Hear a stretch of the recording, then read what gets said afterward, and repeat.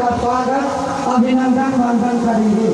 जब उनका संकेत हो जाए तब आप अपने स्थान पर बैठ जाएंगे। अपने गुरु महाराज के श्री चरणों में श्रद्धा सुमन अर्पित करके दया कृपा की याचना करते पूज्य महाराज की।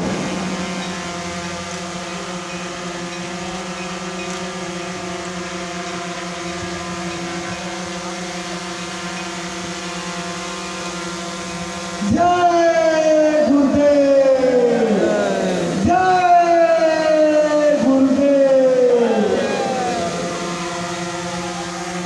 अब आपको बैठने का संकेत हो गया है। आप अपने स्थान पर यथोचित जगह लेकर के बैठ जाइए। आज पूज्य महाराज जी का इस विद्यालय के प्रांगण में पधारना एक परम सौभाग्य की बात है। इसी का अनुभव करते हुए हमारे इस महाविद्यालय के प्रबंधक श्री कुंदन सिंह पूज्य महाराज जी का स्वागत अभिनंदन वंदन करना चाहते हैं। वो हो अपने अंग वस्त्र और श्रद्धा सुमन के साथ पूज्य महाराज जी का स्वागत अभिनंदन करेंगे।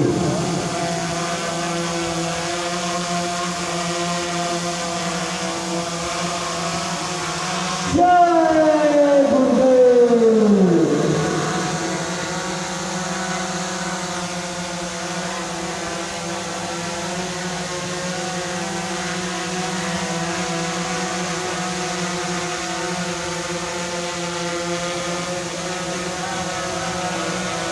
जय गुरुदेव। मेरी भाई बहनों, पूज्य महाराज जी अपने 26 दिवसीय सत्संग भ्रमण के कार्यक्रम पर निरंतर कार्यक्रम करते हुए आज इस विद्यालय में पहुँचे हैं और अपने गुरु महाराज की दया कृपा का संदेश जो मथुरा आश्रम से संकल्प बना करके चले हैं, आप चरणों में नम्रता पूर्वक आदर सहित प्रार्थना करते हैं भाई बहनों को अपनी अमरवाणी से उन संदेशों को सुनाने समझाने की कृपा करें, ताकि आपकी वाणी से प्रेरणा प्राप्त करके हम भाई बहन अपने जीवन की अनमोल सांसों का उपयोग कर सकें और अपने जीवन को सफल सार्थक कामयाब बना सकें। परम श्रद्धेय पूज्य महाराज जी।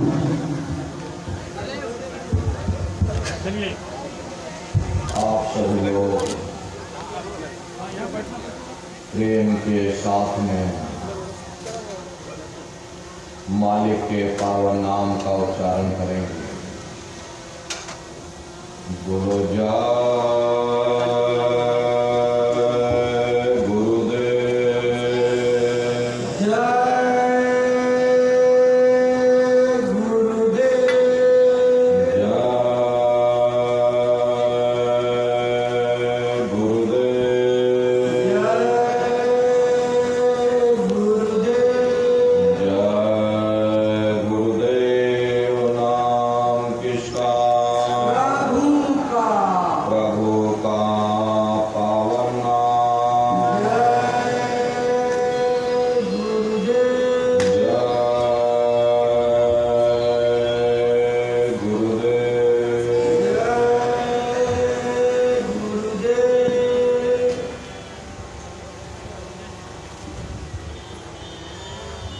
सर्वत्र विराजमान शब्द स्वरूप परम पूज्य स्वामी जी महाराज के श्री चरणों में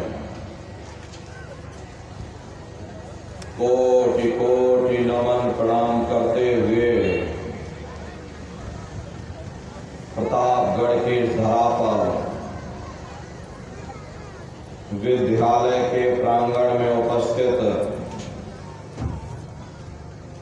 सभी सत्संगी धर्म प्रेमी भाई बहनों को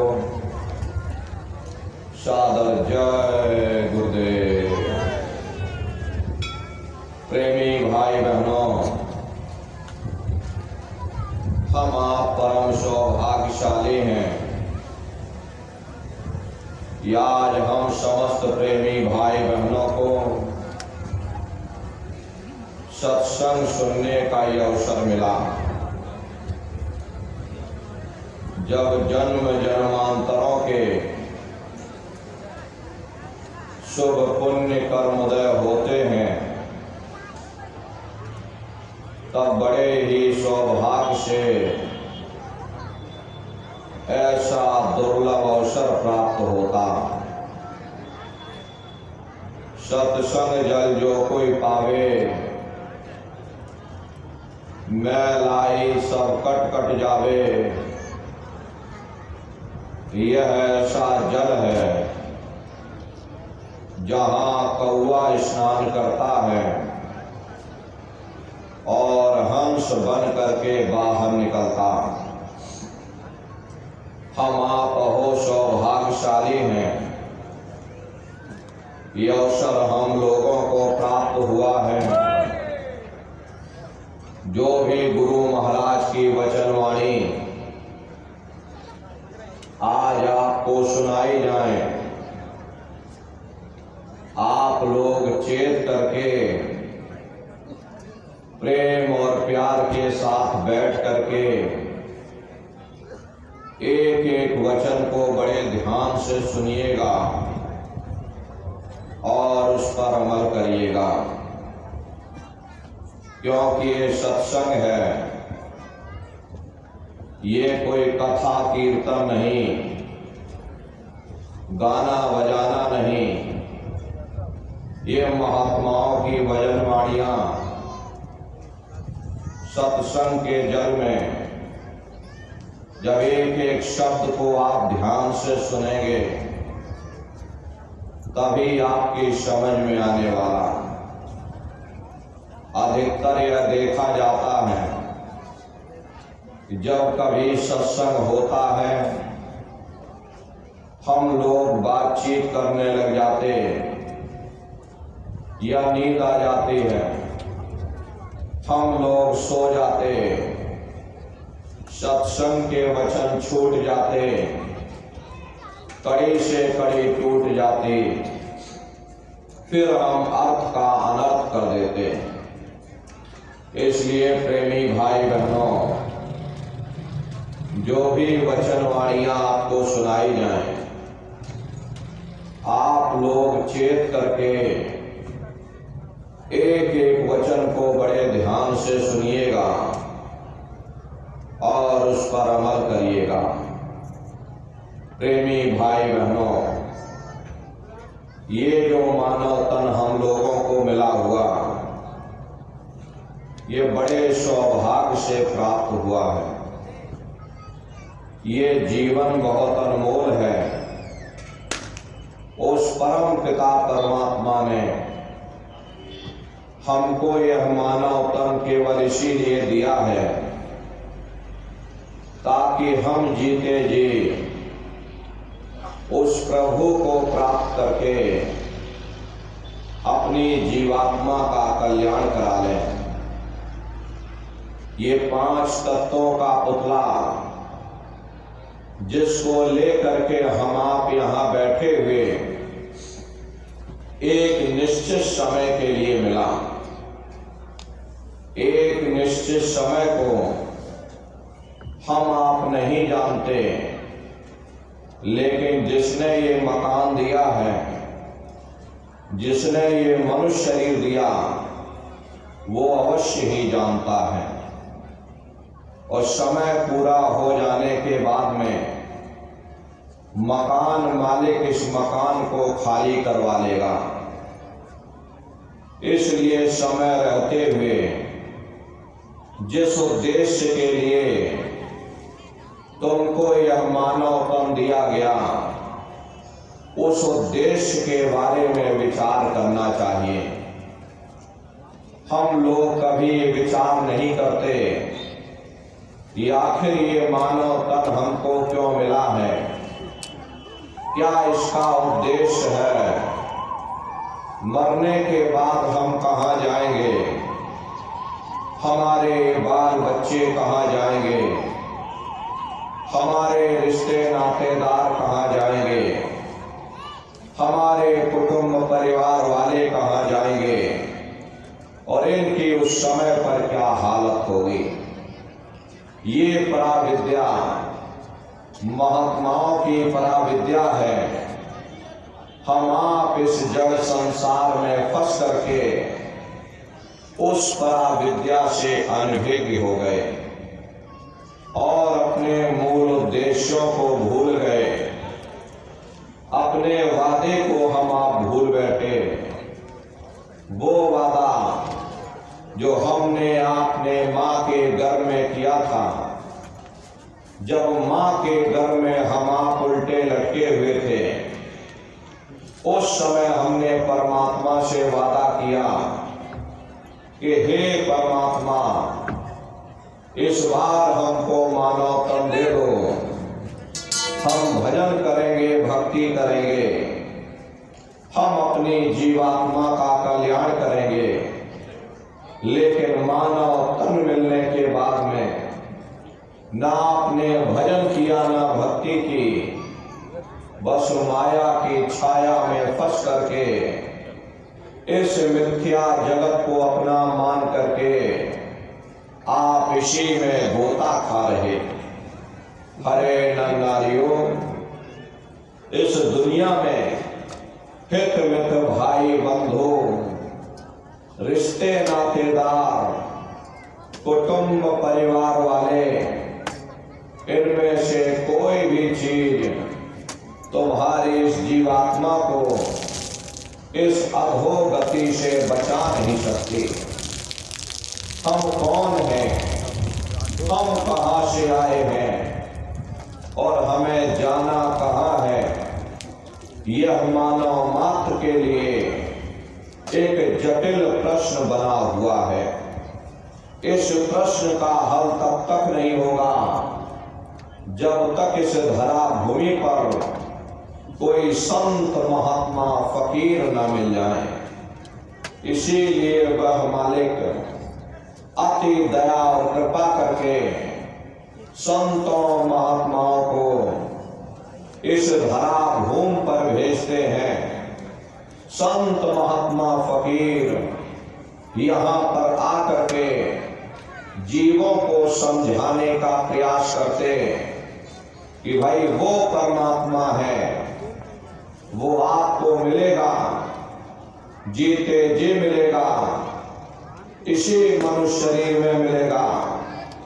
इसी मनुष्य शरीर के अंदर जाकर के परमात्मा से मिलने का वह एकमात्र दरवाजा है और उस दरवाजे का भेद केवल संतों महात्माओं को ही प्राप्त है। ये दुनिया के लोग, दुनिया की आवाम जनमानस भौतिकता के ज्ञान को पढ़ करके अहंकार में डूबे रहते हैं कि हमसे बड़ा कोई ज्ञानी नहीं। लेकिन उन बेचारों को नहीं मालूम कि जहां दुनिया का ज्ञान समाप्त होता है, उसी के सिर की चोटी से ये आध्यात्मवाद, आत्मा और परमात्मा का ये गूढ़ ज्ञान, रहस्य विज्ञान प्रारंभ होता। उस विज्ञान को पाने के लिए सबसे पहले यह जरूरी है कि पहले आप मानवतावादी बने, मानव धर्म और मानव कर्म को अपनाएं। अरे मानव धर्म क्या है? इंसान इंसान के काम आवे, एक दूसरे की निस्वार्थ भाव से सेवा करे, सत्य, दया, हिंसा, परोपकार आदि गुणों को अपने जीवन में उतार करके और किसी संत महात्मा की खोज करके उनके बताए हुए रास्तों पर चल करके उस मालिक की भक्ति करके अपनी जीवात्मा का कल्याण करा दे, यही इंसान का सबसे बड़ा मानव धर्म है।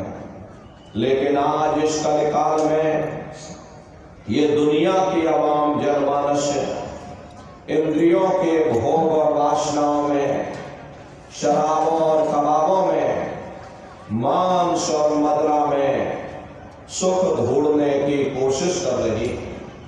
ये चरित्र पतन जैसे कार्यों को अपना करके ये आवाम जनमानस कैसे सुखी हो सकती। पहले अपने चरित्र जैसे धन को इकट्ठा करो, क्योंकि चरित्र ही सब कुछ है। चरित्र ही मानव धर्म की पूंजी है। ये दुनिया भर के रगड़े और झगड़े, पिता पुत्र में लड़ाई, आदमी औरत में लड़ाई, घर परिवार में लड़ाई, समाज में लड़ाई, जातियों में लड़ाई, मुल्क में लड़ाई, हरे नर नारियों, ये इंसानों का काम नहीं, ये हैवानों का काम है। इसलिए पहले आप इंसान बनो, चरित्रवान बनो, महात्माओं के समीप आओ।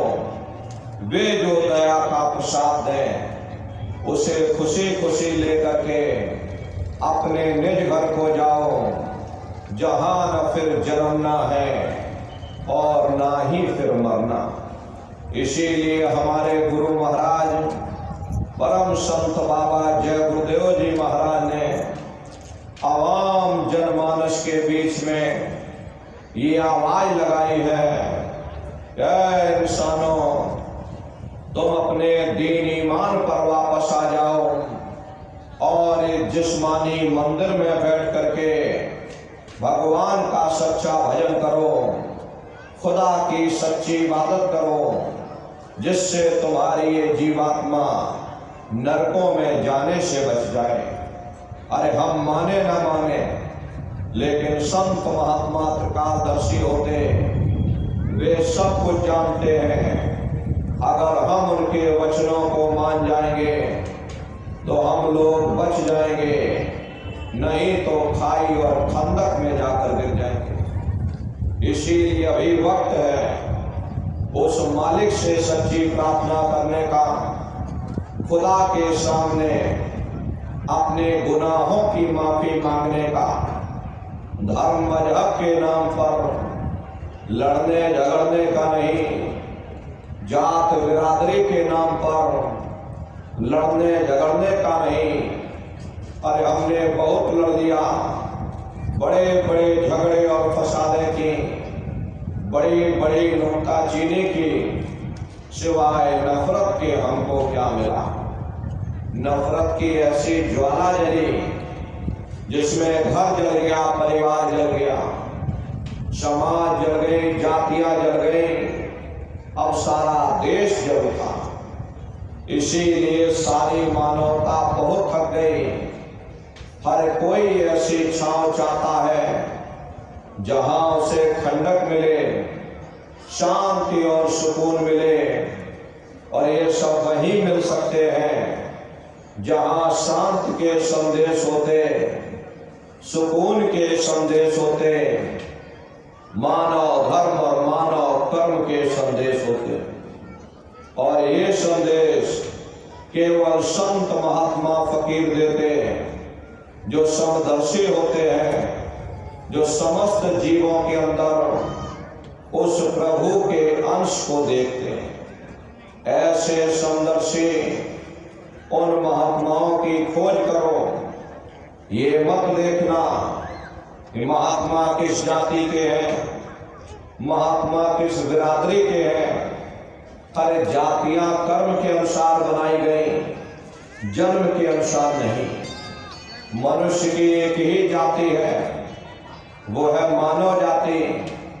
और इसी मानव जामे में बैठ करके हमें उस मालिक की भक्ति करनी है। हरे नर नारियों, सुपच जात के भंगी थे, रैदास जी जात के हरजन थे, मीराबाई जात की छत्राणी थी। अगर वे सब उस मालिक को प्राप्त कर सकते तो आप भी उस मालिक को प्राप्त कर सकते। लेकिन बगैर महात्माओं के, बगैर मुर्शिद के कोई भी जीव इस संसार समुद्र से ना कोई पार हुआ, ना ही कोई हो सकता। ये समुद्र ऐसा है जिसके ना इस किनारे का पता, न उस किनारे का पता। कोई नहीं जान सकता है ये दुनिया कब बनी, कितनी बार प्रलय और महाप्रलय हो गई, लेकिन इतना जरूर मालूम है कि जिस दिन से दुनिया बनी हम आप यहीं पर भटका खा रहे। अगर इधर से हवा चली तो हमारी नैया उधर चली गई, और अगर उधर से हवा चली तो नैया हमारी डगमगाती हुई इधर चली गई। न जाने कितने युग और कल्प बीत गए, लेकिन हमारी नैया आज तक इस भवसागर से किनारे नहीं लगी। इसलिए नर नारियों, सौभाग्य से वक्त का इतना बड़ा वरदान आपको मिला, ये मानव तन आपको मिल गया। न जाने किस महात्मा की दया हो गई, न जाने कौन से जन्म जन्मांतरों के शुभ पुण्य कर्मोदय हो गए, आपको ये मानव तन मिल गया। हर अब की बार मौका मिल गया है, समय रहते हुए अपनी जीवात्मा के कल्याण के लिए थोड़ा बहुत विचार करो, वरना अगर ये समय निकल गया दोबारा मनुष्य शरीर नहीं मिलने वाला, भटकते रह जाओगे नरकों और चौरासियों में। फिर क्या पता ये मौका मिले ना मिले। इसलिए अहो भाग्य है आपका, आपको ये मानव तन मिल गया। इस मानव मंदिर में बैठ करके अपनी जीवात्मा को उस शब्द के साथ जोड़ दो, सूरत को शब्द के साथ जोड़ दो, क्योंकि शब्द को पकड़ करके ये जीवात्मा ऊपर से नीचे आई है। शब्द को ही पकड़ करके ये जीवात्मा नीचे से ऊपर जाएगी। प्रेमी भाई बहनों, हम लोग ऊपर से नीचे कैसे आए, कैसे आकर संसार में फंस गए, जरा संक्षिप्त में पहले आप उसे समझ लीजिए। पहले यहाँ कुछ नहीं था, ना हम थे ना आप थे, न ये जमीन थी ना आसमान था, न देवी थे न देवता थे, न ब्रह्मा विष्णु महादेव थे, न ईश्वर थे, न ब्रह्म थे, न पार ब्रह्म थे। पहले यहाँ कुछ नहीं। तो पहले कौन था? आपकी धर्म पुस्तकों में लिखा है कि एक अनीय अनामा अविसच्चिदानंद प्रभु धाम। वो एक अनीय अनामी महाप्रभु अपने अनामी धाम में अखंड राज किया करते। उस मालिक की मौज मर्जी उठी, उन्होंने 3 लोकों का विस्तार किया, यानी कि अगम लोक, अलख लोक और सतलोक। अगम लोक में अगम पुरुष को बैठा दिया, अलख लोक में अलग पुरुष को, और सतलोक में सतपुरुष भगवान को बैठा दिया। काफी समय जब बीत गया तब नीचे की रचनाओं का विस्तार सतपुरुष भगवान ने किया। उन्होंने अपनी आवाज पर अनंतों अनंत ब्रह्मांडों की रचना की और अपने 16 पुत्रों को नीचे उतार दिया। निरंजन भगवान, जिनको दुनिया ईश्वर कहती है, सतपुरुष भगवान के ये सबसे छोटे पुत्र हैं। इन 16 पुत्रों ने नीचे आकर घनघोर तपस्या की और अपने पिता को प्रसन्न करके, सतपुरुष भगवान को प्रसन्न करके उन्हीं के जैसा यानी सतलोक के समान राज मांग लिया। वरदान के रूप में उन्हीं के जैसा राज मांग लिया। अब राज तो चेतन पर किया जाता, जड़ पर राज नहीं किया जाता। इसीलिए इनको जीवात्माओं का छोटा सा भंडार दे दिया गया। जब जीवात्माएं ऊपर से नीचे उतारी जाने लगी, जब हमको आपको नीचे से ऊपर से नीचे भेजा जाने लगा, तो हम लोग घबराने लगे।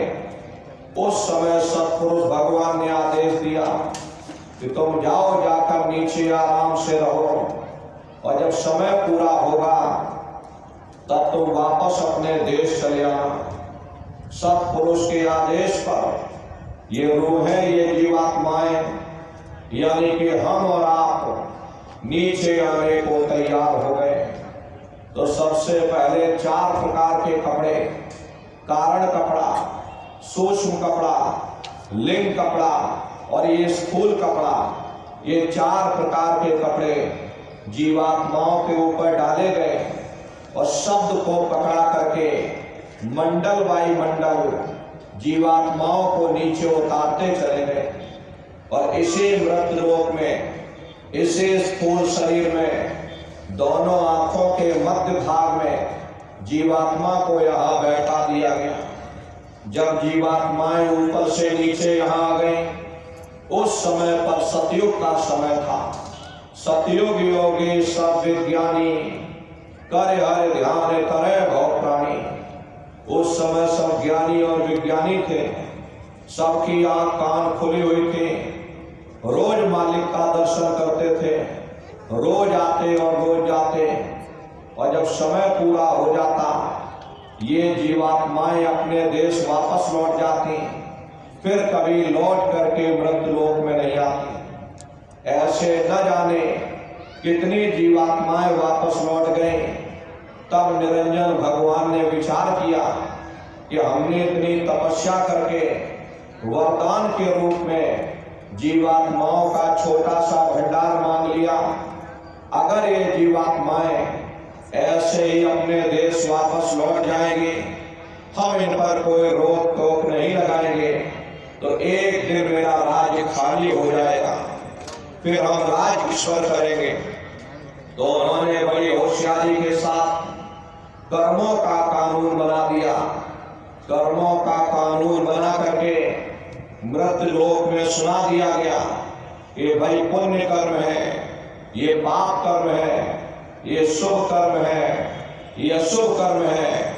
और इन जीवात्माओं को कह दिया कि काल रूप में तेरे कर्म घाता और शुभ अशुभ कर्म फल दाता। यानी मैं काल रूप हूं और शुभ अशुभ कर्मों का मैं फल दूंगा। यानी कर्म करने की स्वतंत्रता हमको आपको दे दी गई और फल देने का अधिकार इन्होंने अपने हाथों में रख लिया। धीरे धीरे ये जीवात्माएं कर्मों की बेड़ियों में जकड़ती चली गई। जिस शब्द की डोरी को पकड़ करके ये जीवात्माएं ऊपर से नीचे आई थी, वो शब्द की डोरी हाथ से छूट गई।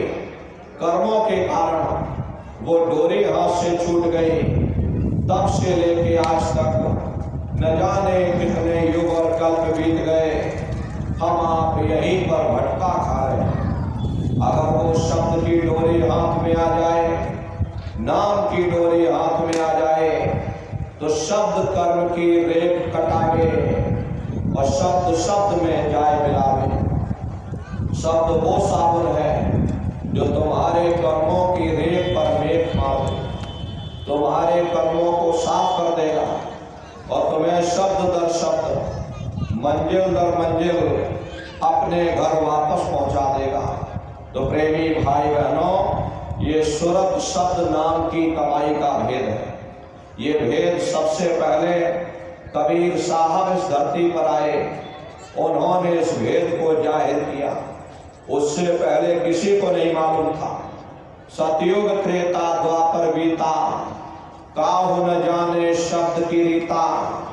कलयुग में स्वामी दया विचारे, प्रगट करके शब्द पुकारे।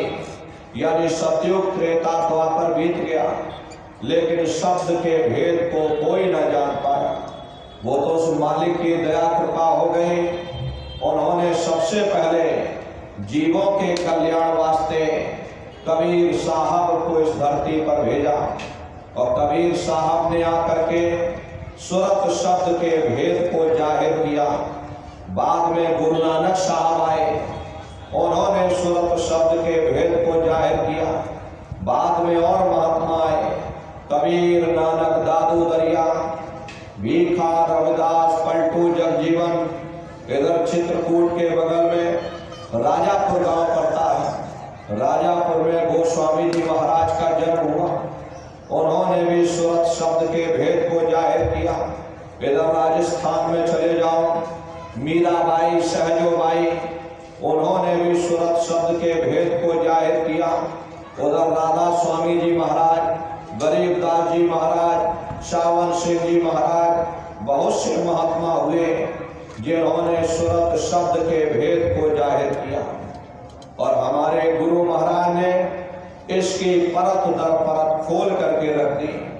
तो प्रेमी भाई बहनों, इस कलयुग में उस मालिक को प्राप्त करने के लिए संतों महात्माओं ने केवल एक ही आधार बताया कि भाई अपनी सुरत को शब्द के साथ जोड़ दो।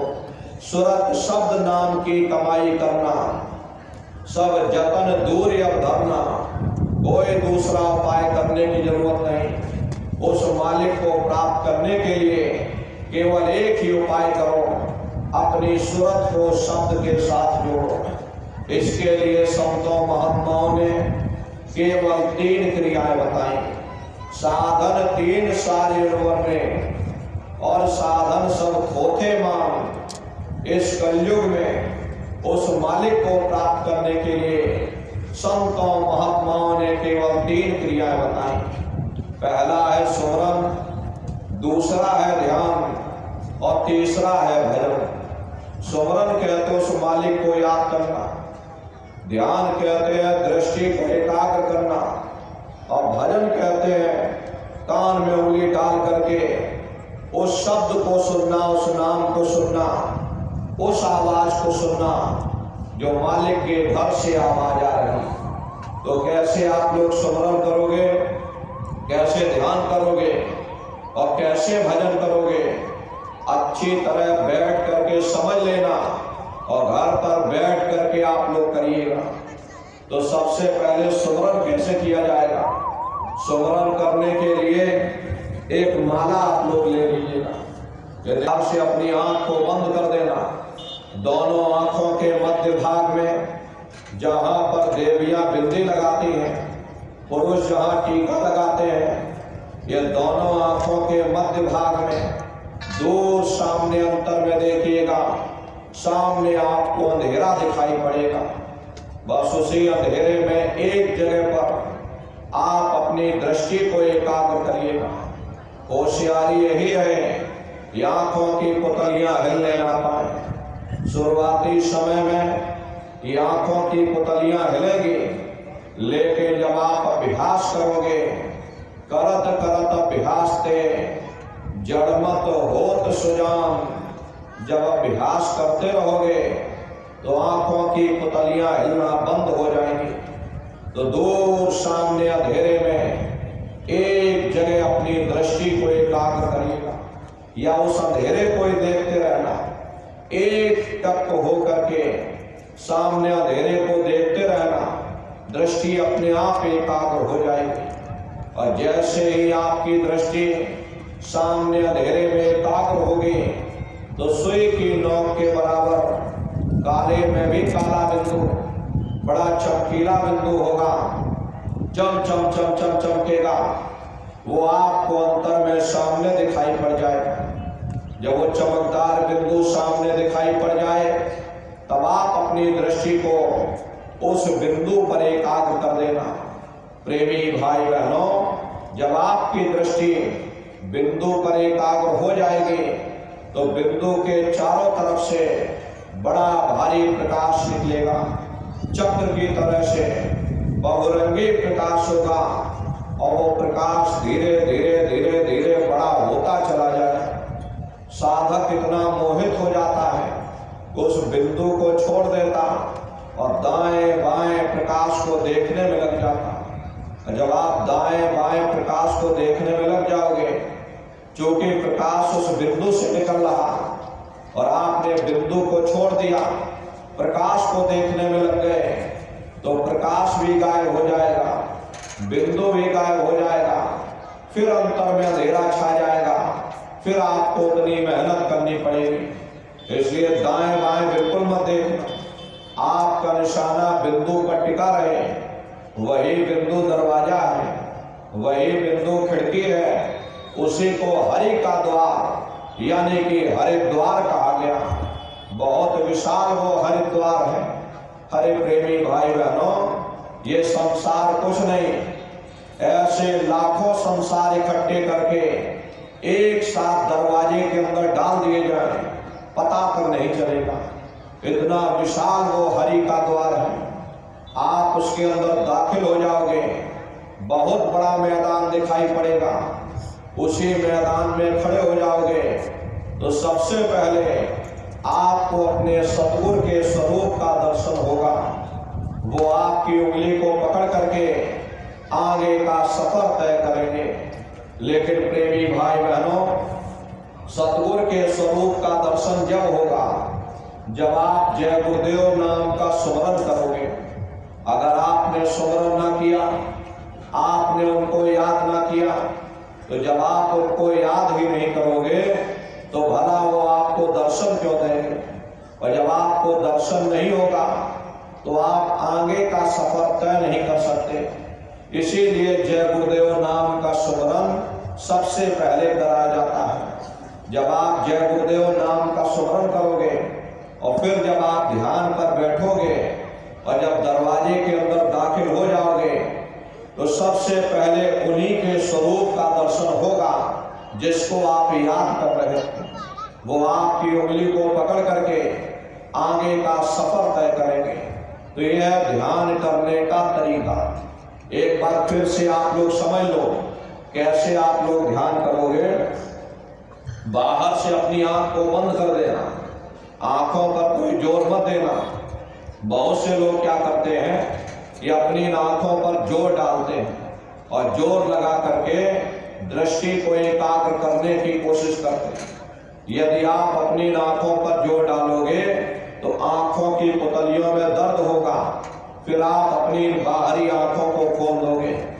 इन बाहरी आंखों का यहाँ पर कोई काम नहीं। जैसे सोते समय धीरे से अपनी आंख को बंद करते हो, ऐसे धीरे से अपनी आंख को बंद कर लेना और दोनों आंखों के मध्य भाग में जहां पर देवियां बिंदी लगाती हैं, बस यहीं पर अपने ध्यान को एकाग्र करने की कोशिश करना। प्रेमी भाई बहनों, ये काम कोई आप पहली बार नहीं कर रहे हैं। हर इंसान 24 घंटे में एक बार अपने ध्यान को यहाँ पर एकाग्र करता है। जब तक आपका ध्यान यहाँ पर एकाग्र नहीं होगा, किसी भी इंसान को नींद नहीं आ सकती। जब आप सोने जाते हो उस समय आप अनुभव करिएगा, जब आप लेट जाओगे तो सबसे पहले क्या होगा, आपके विचारों का सिमटाव होगा।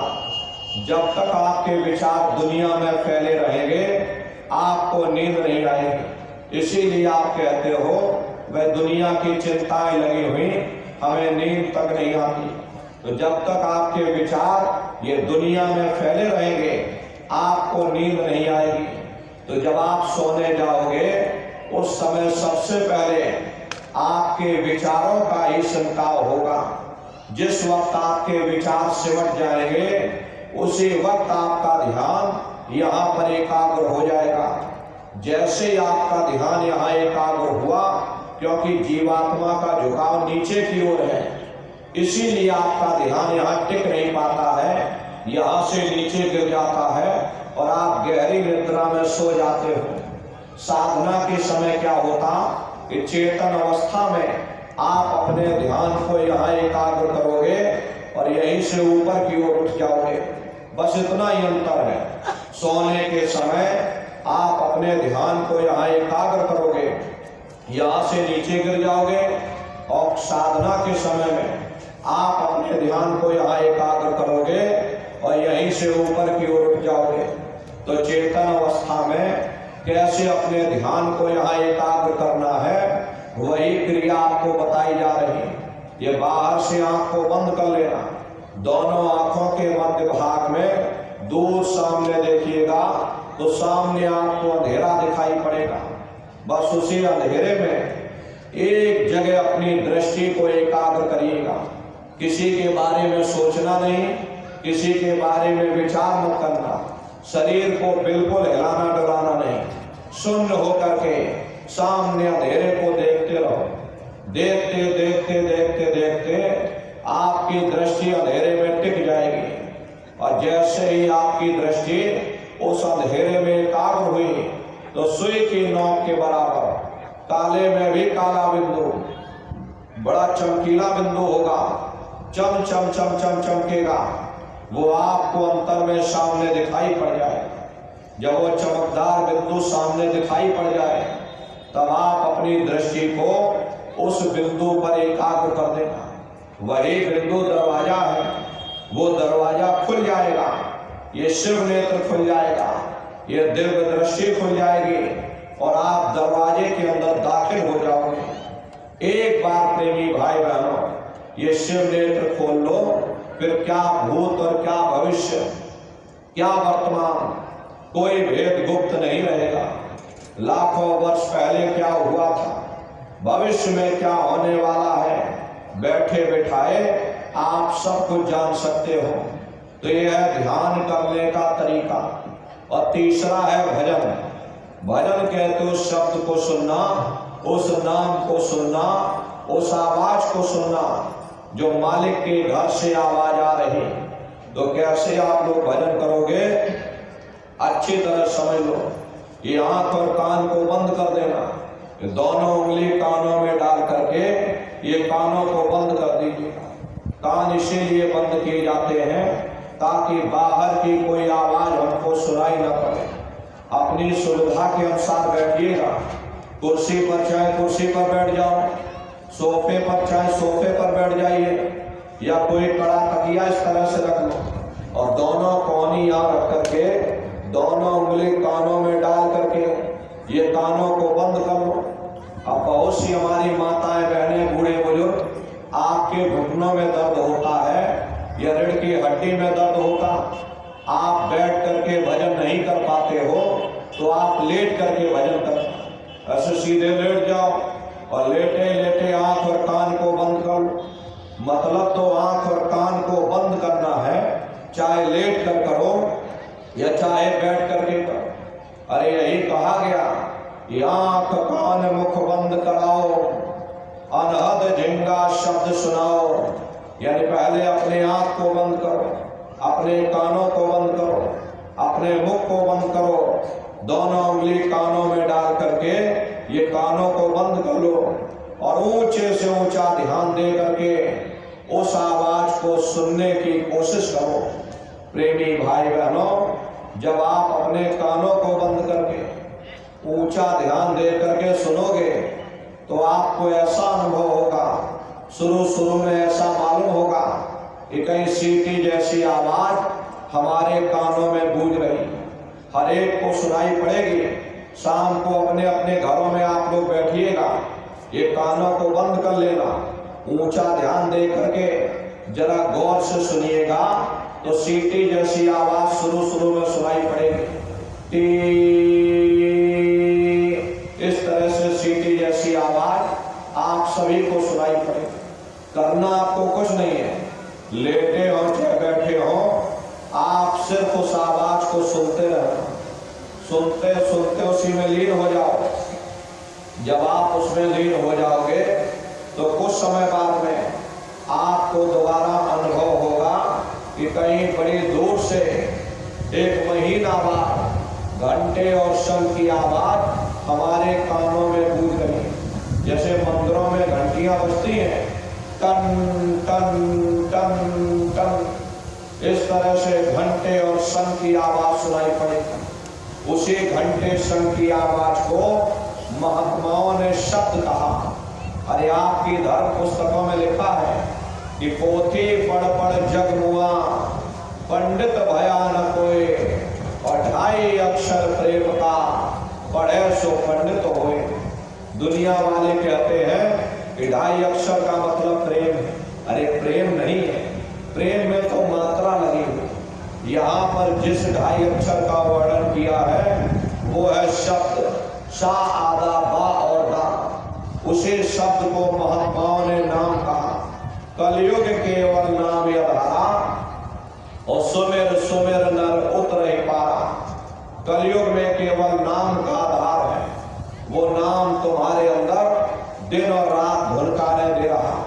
नाम भी 2 प्रकार के होते हैं, एक वर्णात्मक नाम होता है और दूसरा धुनात्मक नाम होता है। वर्णात्मक नाम वो है जो लिखने पढ़ने बोलने में आता, जैसे राम श्याम सीताराम, हरे रामा हरे कृष्णा, ये सभी वर्णात्मक नाम हैं। लेकिन संत महात्मा उस ध्वनात्मक नाम की महिमा गाते जो न लिखने में आता है, न जबान से बोलने में आता, जो हर इंसान के अंदर दिन और रात धुनकारे दे रहा। उसी घंटे शंख की आवाज को महात्माओं ने शब्द या नाम कहा। उसी घंटे शंख की आवाज को मुसलमान फकीरों ने कलमा कहा। उसी को गुरु नानक साहब ने धुन की वाणी अनहद वाणी कहकर याद किया। उसी को ईसा मसीह साहब ने वर्ड या लागस कहकर याद किया। उसी को चीन में जो महात्मा हुए उन्होंने इसको ताओ कहकर याद किया। और हिंदू महात्माओं ने इसे देववाणी आकाशवाणी कहकर के याद किया। उन अलग अलग महात्माओं ने अपनी अपनी भाषा में हम लोगों को समझाने की कोशिश की है कि भाई वो घंटे शंख की आवाज वो तुम्हारे अंदर गूंज रही है, वो तुमको सुनाई पड़ेगी।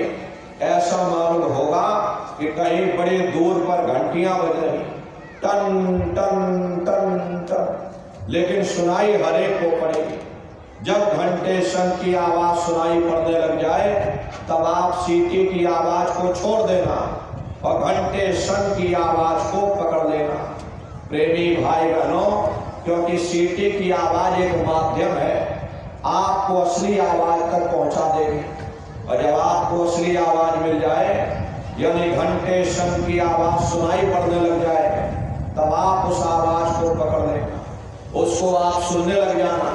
जब आप उसको सुनने लग जाओगे तो सीटी की आवाज धीरे धीरे बंद हो जाएगी और घंटे शंख की आवाज बढ़ने लगेगी। बढ़ते बढ़ते इस कदर बढ़ेगी कि आपके रोम रोम में घंटे और शंख की आवाज गूंजने लगेगी। बड़ी घनघोर आवाज होती है, बड़ी मधुर वो आवाज होती है। ये दुनिया के संगीत कुछ नहीं है। जब आप उस रूहानी संगीत को सुनोगे, इतना भारी आनंद आपके ऊपर छा जाएगा, इतनी खुशी आपको होगी, ऐसा नशा आपके ऊपर चढ़ जाएगा, इतना आप उस आवाज में खो जाओगे कि आप धीरे धीरे सारी दुनिया को भूल जाओगे। क्योंकि उस आवाज में कशिश है, वो शब्द चुंबक है, वो आपको अपनी ओर खींचेगा। और जब खिंचाव होगा तो जीवात्मा का फैला हुआ प्रकाश ये 9 द्वारों से सिमटने लगेगा। अब ये 9 द्वार कौन कौन से हैं? देखो प्रेमी भाई बहनों, अच्छी तरह समझ लीजिएगा। 2 आंख, 2 कान, 2 नाक के सुराख, 1 मुंह और 2 मलमूत्र का रास्ता, ये शरीर के 9 दरवाजे हैं। सबसे पहला दरवाजा गुदा चक्र आता है। गुदा चक्र में गणेश जी वास करते हैं। गणेश जी यहाँ के मालिक हैं। ये 4 दल का कवल है। यहाँ पर पृथ्वी तत्व पाया जाता है। उसके ऊपर इंद्रिय चक्र आता है। इंद्रिय चक्र में ब्रह्मा जी वास करते हैं। ब्रह्मा जी यहाँ के मालिक हैं। ये 6 दल का कवल है। यहाँ पर जल तत्व पाया जाता है। उसके ऊपर ये नाभि चक्र आता है। नाभि चक्र में विष्णु जी वास करते हैं। ये 8 दल का कवल है। यहाँ पर अग्नि तत्व पाया जाता है। उसके ऊपर ये हृदय चक्र आता है। हृदय चक्र में शिव जी वास करते हैं। ये 12 दल का कवल है।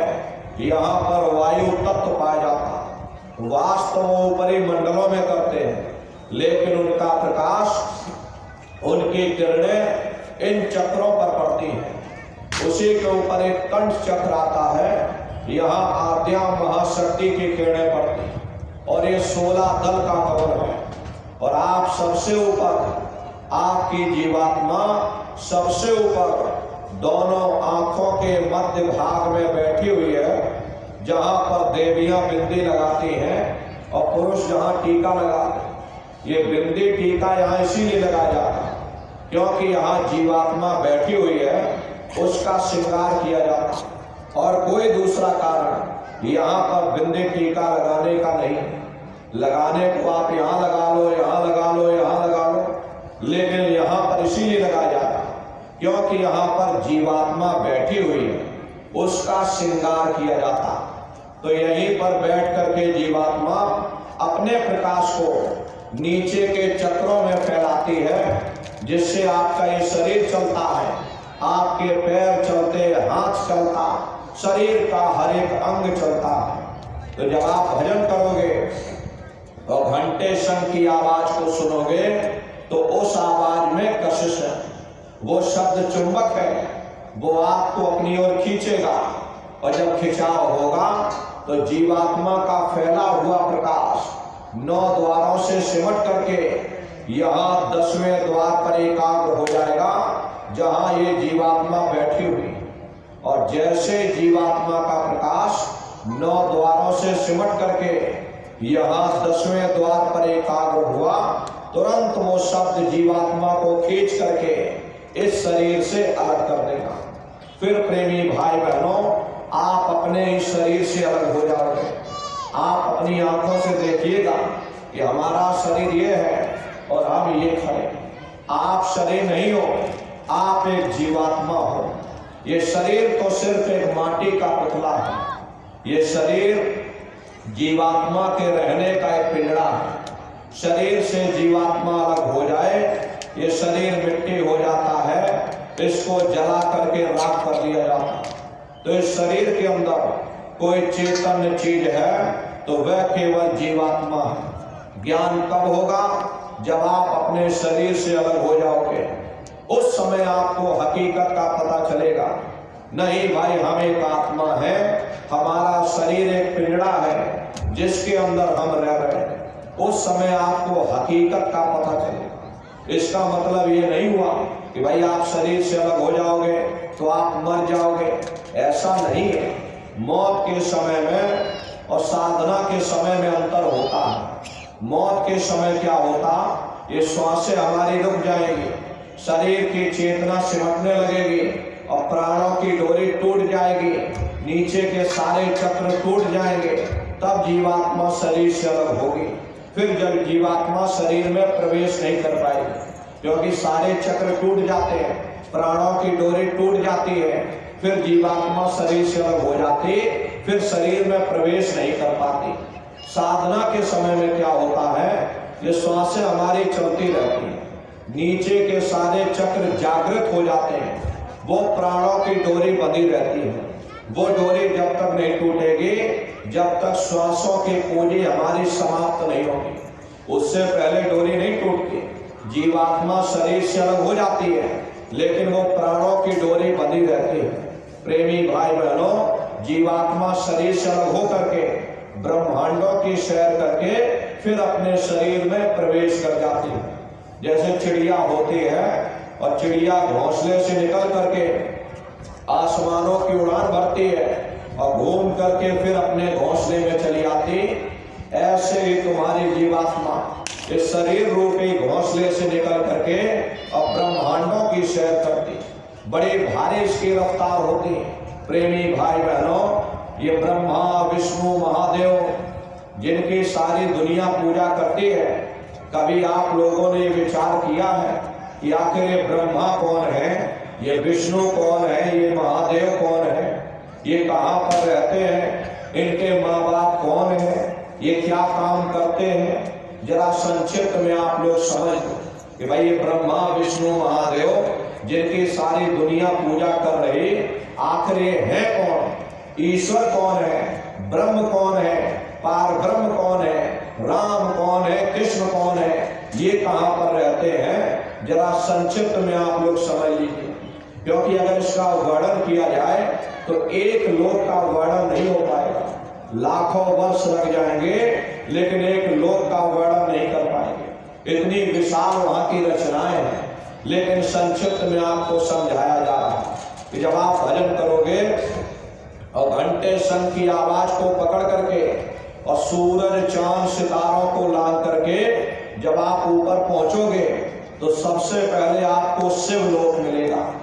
वो शिवलोक तमोगुणी स्थान है, वहां के मालिक शिव जी हैं, वो पार्वती जी के साथ उस लोक में विराजमान है। चैतन्य धार जो ऊपर से आ रही, जिसे महात्माओं ने गंगा कहा, वह अपना केंद्र बिंदु शिवलोक को बनाती है। इसीलिए शिव जी की जटा में गंगा दर्शाई जाती। इस लोक में असंख्यों जीवात्माएं रहती और ये सभी जीवात्माएं शिव स्वरूप में मौजूद होती हैं। जब आप भजन करोगे और घंटे शंख की आवाज को पकड़ करके, सूरज चांद सितारों को लांघ करके, और जब आप शिव लोक में पहुंचोगे और शिव जी का जब प्रत्यक्ष दर्शन करोगे तो आपका स्वरूप भी शिव के समान यानी कि शिव स्वरूप हो जाएगा। जो शक्तियां शिव जी को प्राप्त होती हैं वही शक्तियां साधक को भी प्राप्त हो जाती हैं। उन शक्तियों को प्राप्त कर लेने के बाद साधक के मन में बड़ा भारी गुमान पैदा हो जाता। साधक का मन करने लगता कि किसी को आशीर्वाद दे दिया जाए और किसी को श्राप दे दिया जाए। यदि उस समय पर साधक अपनी शक्तियों का उपयोग कर लेगा तो जो शक्तियां उसको मिली हैं वो कम पड़ जाएंगी, फिर ये साधक ऊपर नहीं चढ़ पाएगा। इसीलिए गुरु साथ में रहते हैं, गुरु साधक की शक्तियों का दुरुपयोग नहीं होने देते। तो शिव जी का दर्शन करने के बाद फिर घंटे शंख की आवाज को पकड़ करके फिर आप ऊपर की ओर चढ़ोगे तो उसी के ऊपर आपको ब्रह्मा जी का लोक मिलेगा। ब्रह्मा जी का लोक वो रजोगुणी स्थान है, वहां के मालिक ब्रह्मा जी हैं। वो गायत्री, सावित्री और सरस्वती के साथ उस लोक में विराजमान है। वहां पर वेद ध्वनियां सदा उस लोक में उच्चारण होती रहती। और ब्रह्मा जी का दर्शन करने के बाद में फिर घंटे शंख की आवाज को पकड़कर फिर आप ऊपर की ओर चढ़ोगे। प्रेमी भाई बहनों, घंटे शंख की आवाज को पकड़ करके रखना पड़ता है। यदि आपने उस आवाज को छोड़ दिया, सेकंड भर आपको नहीं लगेगा, धड़ाम से आप अपने शरीर में प्रवेश कर जाओगे और इन बाहरी आंखों को खोल दोगे। फिर ऊपर चढ़ने के लिए आपको फिर उतनी मेहनत करनी पड़ेगी। इसीलिए आवाज को पकड़ करके रखना पड़ता है। तो घंटे शंख की आवाज को पकड़कर ब्रह्मा जी का दर्शन करने के बाद फिर जब आप ऊपर चढ़ोगे उसी के ऊपर विष्णु लोक मिलेगा। विष्णु लोक सतोगुणी स्थान है, वहां के मालिक विष्णु जी हैं। उनका बड़ा मनमोहक स्वरूप है। उनकी 4 भुजाएं हैं और चारों भुजाओं में शंख, गदा, पद्म और चक्र सुशोभित है। और आप क्षीर सागर में लक्ष्मी जी के साथ विराजमान हैं। ये तीनों देवता ब्रह्मा, विष्णु और महादेव अपने अपने लोक में बैठ करके राज्य कर रहे हैं। एक रचयिता है जो हम जीवों को रचता है, एक पालनहार है जो जीवों को पालता है, एक संहार करता है जो जीवों को नष्ट कर देता। एक का काम है घड़े को बनाना, एक का काम है घड़े की सुरक्षा करना और एक का काम है घड़े को फोड़ देना। इनकी जो माता है वो आद्या महाशक्ति है। ब्रह्मा, विष्णु, महादेव लोक के ऊपर वो आद्या महाशक्ति का लोक आता है। उसी लोक को पार करने के बाद सबसे पहला खंड पड़ता है, या यूं कह लीजिए कि पहला देश पड़ता है, या यूं कह लो कि पहली राजधानी पड़ती है, जिसे महात्माओं ने सहस्र दल कवल कहा। वो राजधानी है। ये ब्रह्मा, विष्णु, महादेव के जो लोक हैं उस राजधानी के अंतर्गत आने वाले जिले हैं। जैसे आपके उत्तर प्रदेश की राजधानी लखनऊ है और बाकी सभी जिले हैं, इसी तरह प्रेमी भाई बहनों ब्रह्मा, विष्णु, महादेव के जो लोक हैं वो जिले हैं और सहस्र दल कवल राजधानी है। राजधानी का जो मालिक है वो निरंजन भगवान है। ये ब्रह्मा, विष्णु, महादेव ये निरंजन भगवान के एक पुत्र हैं और ये आद्या महाशक्ति ये निरंजन भगवान की अर्धांगिनी है। और निरंजन भगवान स्वयं तीनों लोकों के मालिक हैं। इन्हीं को त्रिलोकीनाथ कहा गया। हिंदू इन्हीं को परमात्मा कहते हैं, मुसलमान उन्हीं को खुदा कहते हैं, ईसाई उन्हीं को गॉड कहते हैं। घंटे और शंख की आवाज जो हर इंसान के अंदर गूंज रही है वो आवाज उन्हीं के मुखार बिंद से हो रही है। निरंजन भगवान का जो स्वरूप है वो ज्योतिष स्वरूप है। अरे हम आप मंदिरों में ज्योत जलाते हैं, इस ज्योत में तेल की जरूरत पड़ती है, बाती की जरूरत पड़ती, लेकिन वो अखंड ज्योति वहां ऐसी जल रही जिसमें ना तेल की जरूरत है और ना बाती की जरूरत है। पलटू साहब ने जिक्र किया है कि उल्टा कुआ गगन में तिसमें जरे चिराग, तिसमें जरे चिराग बिना रोगन बिन बाती, अक्षय ऋतु 12 मास जरत रहे दिन राती, सतगुर मिले जो होए ताहि की नजर में आवे, बिन सतगुर नहीं कोई वाह को दर्शावे। वो अखंड ज्योति ऐसी है जिससे पूरा ब्रह्मांड प्रकाशवान होगा। न जाने कितने ऋषि मुनि, न जाने कितने पीर पैगंबर औलिया उस ज्योत पर कुर्बान हुए बैठे। प्रेमी भाई बहनों, जितनी भी अवतारी शक्तियां आई, राम आए, राम को वहीं से नीचे उतारा गया। इसीलिए उस देश को अयोध्या नगरी भी कहा जाता। और जितने देवी देवता ब्रह्मा विष्णु महादेव आदि की उत्पत्ति वहीं से हुई। अरे गोस्वामी जी महाराज, यही चित्रकूट के बगल में राजापुर में गोस्वामी जी महाराज का जन्म हुआ। जब गोस्वामी जी महाराज साधना करके ऊपर गए, तभी उन्होंने अपनी धर्म पुस्तक में लिख दिया कि अति विचित्रता लोक अनेका, रचना अधिक एक तेका। विचित्र विचित्र भांत के वहां पर लोग बने हुए, एक से सुंदर एक महल बने, जिनके फर्श पर न जाने कितना सोना चांदी और कितने हीरे जवाहरात जड़े हुए। वहां के बाग और बगीचों की सुंदरता देखोगे, एक एक वहां का वृक्ष लाखों लाख योजन मील की बुलंदी रखा है। एक पेड़ को देखोगे लाखों वर्ष लग जाएंगे, लेकिन एक पेड़ की लंबाई पूरी नहीं देख पाओगे। इतनी विशाल वहां की रचना है। जब साधक वहां खड़े होकर के देखता तो देखता ही रह जाता। ये क्या ईश्वर की लीला है, कैसे उसकी कारीगरी, अनंत उसकी सत्ता, अनंत ही उसका प्रकाश। अरे नर नारियों, उसी आनंद को पा करके बड़े बड़े राजे महाराजाओं ने अपने राजकाज पर ठोकरें मार दी और जंगलों में जाकर के नंगे हो करके नाचने लगे। कितना आनंद, कितनी खुशी उन साधकों को चढ़ती होगी, ये वही जान सकता, कोई दूसरा इस चीज को नहीं समझ सकता। तो गुरु की दया कृपा से ये जीवात्मा वहां पहुंची, वहां के धनी का दर्शन किया, फिर दूसरे मंडल के शब्द को पकड़ करके ये जीवात्मा दूसरे मंडल की चढ़ाई करती है। श्याम तज श्वेत को गहना, सुरत को तान धुन सुनना, और बंक के द्वार धस बैठो और त्रिकुटी जाय कर लेना। इसी के ऊपर दूसरा देश आता है जिसे महात्माओं ने त्रिकुटी देश कहा। वहां के जो मालिक हैं वो ब्रह्म है। वहीं से मन और माया की उत्पत्ति हुई। वहीं से 3 गुण, रजोगुण, तमोगुण, सतोगुण, तीनों गुणों की उत्पत्ति वहीं से हुई। ये जो आपके वेद हैं, वेदों को सारी दुनिया पढ़ती है, वेदों की भी उत्पत्ति उसी स्थान से हुई है। अरे प्रेमी भाई बहनों, वहां के धनी को प्राण पुरुष भी कहा जाता, क्योंकि प्राणों की भी उत्पत्ति वहीं से हुई है। अरे महात्मा कहते हैं कि त्रिकुटी महल में विद्या सारा, घनहर गरजे बजे नगारा, लाल वरण सूरज उजियारा। वहां पर 2 धुने, बादलों की गर्जन और मृदंग की आवाज उस लोक में बराबर गूंजती रहती।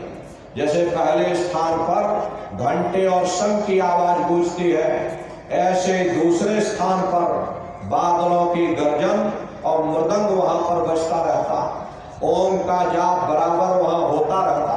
और ब्रह्म का जो स्वरूप है लाल वरण सूरज उजियारा, ब्रह्म का जो स्वरूप है वो सुबह के लाल सूर्य के समान है। ये सूरज कुछ नहीं, ऐसे लाखों लाख सूर्य इकट्ठे करोगे तो वहां का एक सूर्य बनेगा। ब्रह्म का जो स्वरूप है वो सुबह के लाल सूर्य के समान, इसीलिए वहां का पूरा ब्रह्मांड लाल है। जहां तक आपकी निगाह जाएगी ब्रह्म देश में चारों तरफ आपको लाल ही लाल नजर आएगा। अरे मीराबाई जब साधना करके वहां पहुंची, तभी मीराबाई ने लिख दिया लाली मेरे लाल की, और जित देखो तलाल, और लाली देखन में गई और मैं भी हो गई लाल। वो पूरा ब्रह्मांड ही लाल है। जितने साधक वहां पहुंच जाते हैं उन सभी को योगेश्वर कहा जाता है। जैसे व्यास जी हुए, वशिष्ठ जी हुए, वाल्मीकि जी हुए, इन सब की पहुंच वहीं तक थी। इसीलिए कहा गया कि वाल्मीकि वह ब्रह्म समाना। जब इनके जीवात्मा वहां पहुंचे और जब इन्होंने ब्रह्म का दर्शन किया तो इनका स्वरूप भी ब्रह्म के समान यानी कि ब्रह्म स्वरूप हो गया। तो जितने साधक वहां पहुंच जाते हैं उन सभी को योगेश्वर कहा जाता। प्रेमी भाई बहनों, योगेश्वर भगवान श्री कृष्ण उसी देश में वास करते हैं। ये जो ब्रह्म देश है वो श्री कृष्ण भगवान का ही देश है और श्री कृष्ण भगवान वहीं पर रहते हैं। हरे प्रेमी भाई बहनों, ये बाहर की जन्माष्टमी नहीं है जो आप मनाते हो। महात्माओं ने कहा था भाई सही मायने में तुम जन्माष्टमी कब मनाओगे? जब तुम्हारी जीवात्मा 5 तत्व जल पृथ्वी अग्नि वायु आकाश और 3 गुण रजोगुण तमोगुण सतोगुण 5 तत्व 3 गुणों से परे होकर के ब्रह्म देश में पहुंच करके जब कृष्ण भगवान का दर्शन कर लेंगे तब सही मायने में जन्म अष्टमी मनाई जाएगी। वहां कृष्ण भगवान का दर्शन करने के बाद फिर यही जीवात्मा तीसरे मंडल के शब्द को पकड़ करके तीसरे मंडल की चढ़ाई करेगी। आगे पहुंची सुन झंकार रंकार धुन सुनी पुकार, आगे श्वेत सुन है भाई अब मान सरोवर पैठ नहाई। इसी के ऊपर तीसरा देश आता है जिसे महात्माओं ने सुन्न देश कहा। उसी को रारंग देश कहा जाता, उसी को अक्षर और नेति कहा जाता। वहां के जो मालिक है वो रारंग पुरुष यानी कि पार ब्रह्म पुरुष है। वहां किंगरी और सारंगी 2 धुनें उस लोक में गूंजती रहती और पार ब्रह्म पुरुष का जो स्वरूप है वो पूर्णमासी के चंद्रमा के समान बड़ा ही मनमोहक स्वरूप है। इसी स्थान पर प्रेमी भाई बहनों एक बहुत बड़ा अमृत का सरोवर बना है जिसे महात्माओं ने मान सरोवर कहा। जब ये जीवात्मा उस अमृत के सरोवर में स्नान करती है तो जन्म जन्मांतरों के मैले पाप कर्म साफ हो जाते। अरे यहाँ के पानी से तुम्हारे कर्मों की सफाई नहीं होने वाली। ये बाहर का पानी तुम्हारे शरीर के मैल को धो सकता है, लेकिन जो पापों का मैल है, जो अंतःकरण में गंदगी जमा, वो जब साफ होगी जब आप तीसरे मंडल पर पहुंच करके उस गंगा में डुबकी लगाओगे। उसमें स्नान करने के बाद में ये जीवात्मा हंस रूप हो जाती है। हंसन मिले हंसा हो जाई, मिले जो अमी हारा है। जीवात्मा का खुद का प्रकाश उस अमृत के सरोवर में स्नान करने के बाद में 16 सूर्य के बराबर हो जाता। तब फिर यही जीवात्मा फिर शब्द की धार को पकड़ करके चौथे मंडल की चढ़ाई करती है। 2 पर्वत के संग निहारो और भंवर गुफा ते संत पुकारो। 2 पर्वतों को पार करने के बाद वो बड़ा सुंदर देश आता जिसे महात्माओं ने भंवर गुफा कहा। वहां के जो मालिक हैं वो सोहन पुरुष है। वहां बंसी यानी मुरली की मधुर ध्वनिया सदा उस लोक में उच्चारण होती रहती। और सोहन पुरुष का जो स्वरूप है वो दोपहर के सूर्य के समान महाप्रकाशवान स्वरूप है। स्वरूप में अंतर है। पहले स्थान पर निरंजन भगवान का जो स्वरूप था वो ज्योतिष स्वरूप था। दूसरे स्थान पर ब्रह्म का जो स्वरूप है वो सुबह के लाल सूर्य के समान है। तीसरे स्थान पर पार ब्रह्म का जो स्वरूप है वो पूर्णमासी के चंद्रमा के समान है। और चौथे स्थान पर सोहन पुरुष का जो स्वरूप है वो दोपहर के सूर्य के समान महाप्रकाशवान स्वरूप है। वहां के धनी का दर्शन करने के बाद ताके परे धाम सतनामा और 3 बजे सतलोक ठिकाना। सोहन देश के ऊपर वो 5वां देश आता जिसे महात्माओं ने सचखंड देश कहा। वो सचखंड देश अजर अमर अविनाशी सदा एक रस रहने वाला देश है। वहां न काल है, न कर्म है, न दुख है, न संताप है, न पुण्य है, न पाप है। जो जीवात्माएं वहां पहुंच जाती हैं हमेशा के लिए जन्म मरण के बंधनों से आजाद हो जाती हैं। वहां के जो मालिक हैं वो सत्पुरुष भगवान हैं, जिनके रोम रोम में खरबों खरब सूरज चांद सितारे प्रकाशमान। वही हमारे आपके सच्चे मालिक हैं, वही हमारे आपके सच्चे पिता हैं। हमको आपको वहीं से नीचे उतारा गया, फिर शब्द को पकड़ करके हम लोगों को अपने देश सचखंड में वापस पहुंचना है। शब्द शब्द पौड़ी पर चढ़कर और पहुंचो सचखंड सतनाम। शब्द की सीढ़ी हर मंजिल पर लगा रखी। आपने भजन किया, घंटे शंख की आवाज को पकड़ा तो आप पहले स्थान पर पहुंच जाओगे। वहीं से दूसरे मंडल का शब्द सुनाई पड़ेगा, उसको पकड़ लोगे तो दूसरे मंडल पर चढ़ जाओगे। ऐसे शब्द दर शब्द, मंजिल दर मंजिल ये जीवात्मा अपने देश सचखंड में वापस पहुंच जाती। तो शब्द कब पकड़ में आएगा? जब आप भजन करोगे। अब भजन कैसे किया जाएगा? एक बार फिर से आप लोग समझ लो। ये आंख और कान को बंद करना, ऊंचा ध्यान दे करके गौर से सुनिएगा, लेकिन मन को रोकने की कोशिश करना। ये मन ऐसे समय पर जरूर भागेगा। आप अपने आप को कितना भी अंधेरी कोठरी में बंद कर लो, शरीर बंद पड़ा रहेगा, लेकिन मन आपका सारी दुनिया में भ्रमण करेगा। अभी यहाँ बैठे हुए हो, सत्संग में बैठे हुए हो, किसी का मन पानी पीने का कर रहा, किसी का मन नाश्ता करने का कर रहा, कोई बाल बच्चों को घर पर छोड़कर आया, मन वहां पहुंच गया। किसी को धान काटना है तो मन धान काटने पहुंच गया।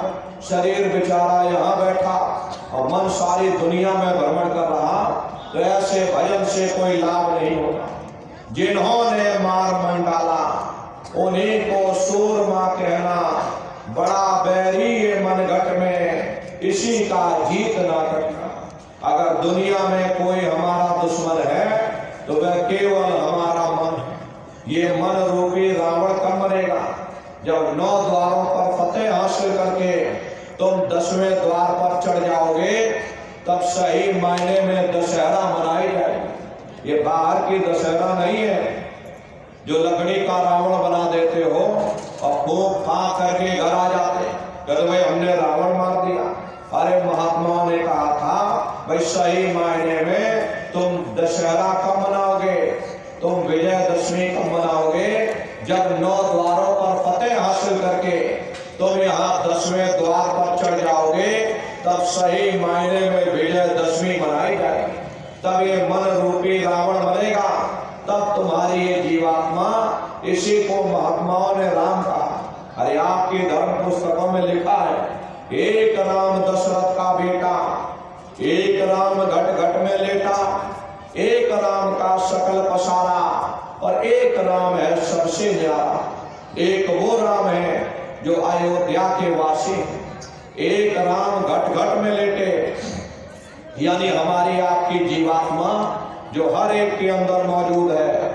महात्माओं ने कहा भाई एक वो राम और एक राम का सकल पसारा, यानी पहले स्थान के मालिक वो निरंजन भगवान, जिनको दुनिया त्रिलोकीनाथ कहते हैं, जिनका ये पूरा पसारा है, पूरा संसार है। महात्माओं ने कहा भाई एक वो राम और एक राम है सबसे न्यारा। 5वें स्थान के मालिक वो सतपुरुष भगवान जो हमारे आपके सच्चे पिता है। महात्माओं ने कहा भाई एक वो राम। तो महात्मा तो उस राम की महिमा गाते हैं। जब ये मन रूपी रावण मर जाएगा, तब तुम्हारी ये जीवात्मा ये राम शब्द को पकड़ करके और पहले स्थान पर जब पहुंचेगे और निरंजन भगवान के स्वरूप का, यानी ज्योतिष स्वरूप का दर्शन करेगी, तब सही मायने में दिवाली मनाई जाएगी। तो ये महात्माओं का अपना एक आध्यात्मिक उद्देश्य रहा। आप मोटी बात समझो कि भजन कैसे करोगे? ये आंख और कान को बंद कर लेना, ऊंचा ध्यान दे करके सुनिएगा। सीटी जैसी आवाज सुनाई पड़ेगी, उसको आप पकड़ लेना, उसको सुनते रहना, सुनते सुनते उसी में लीन हो जाओ।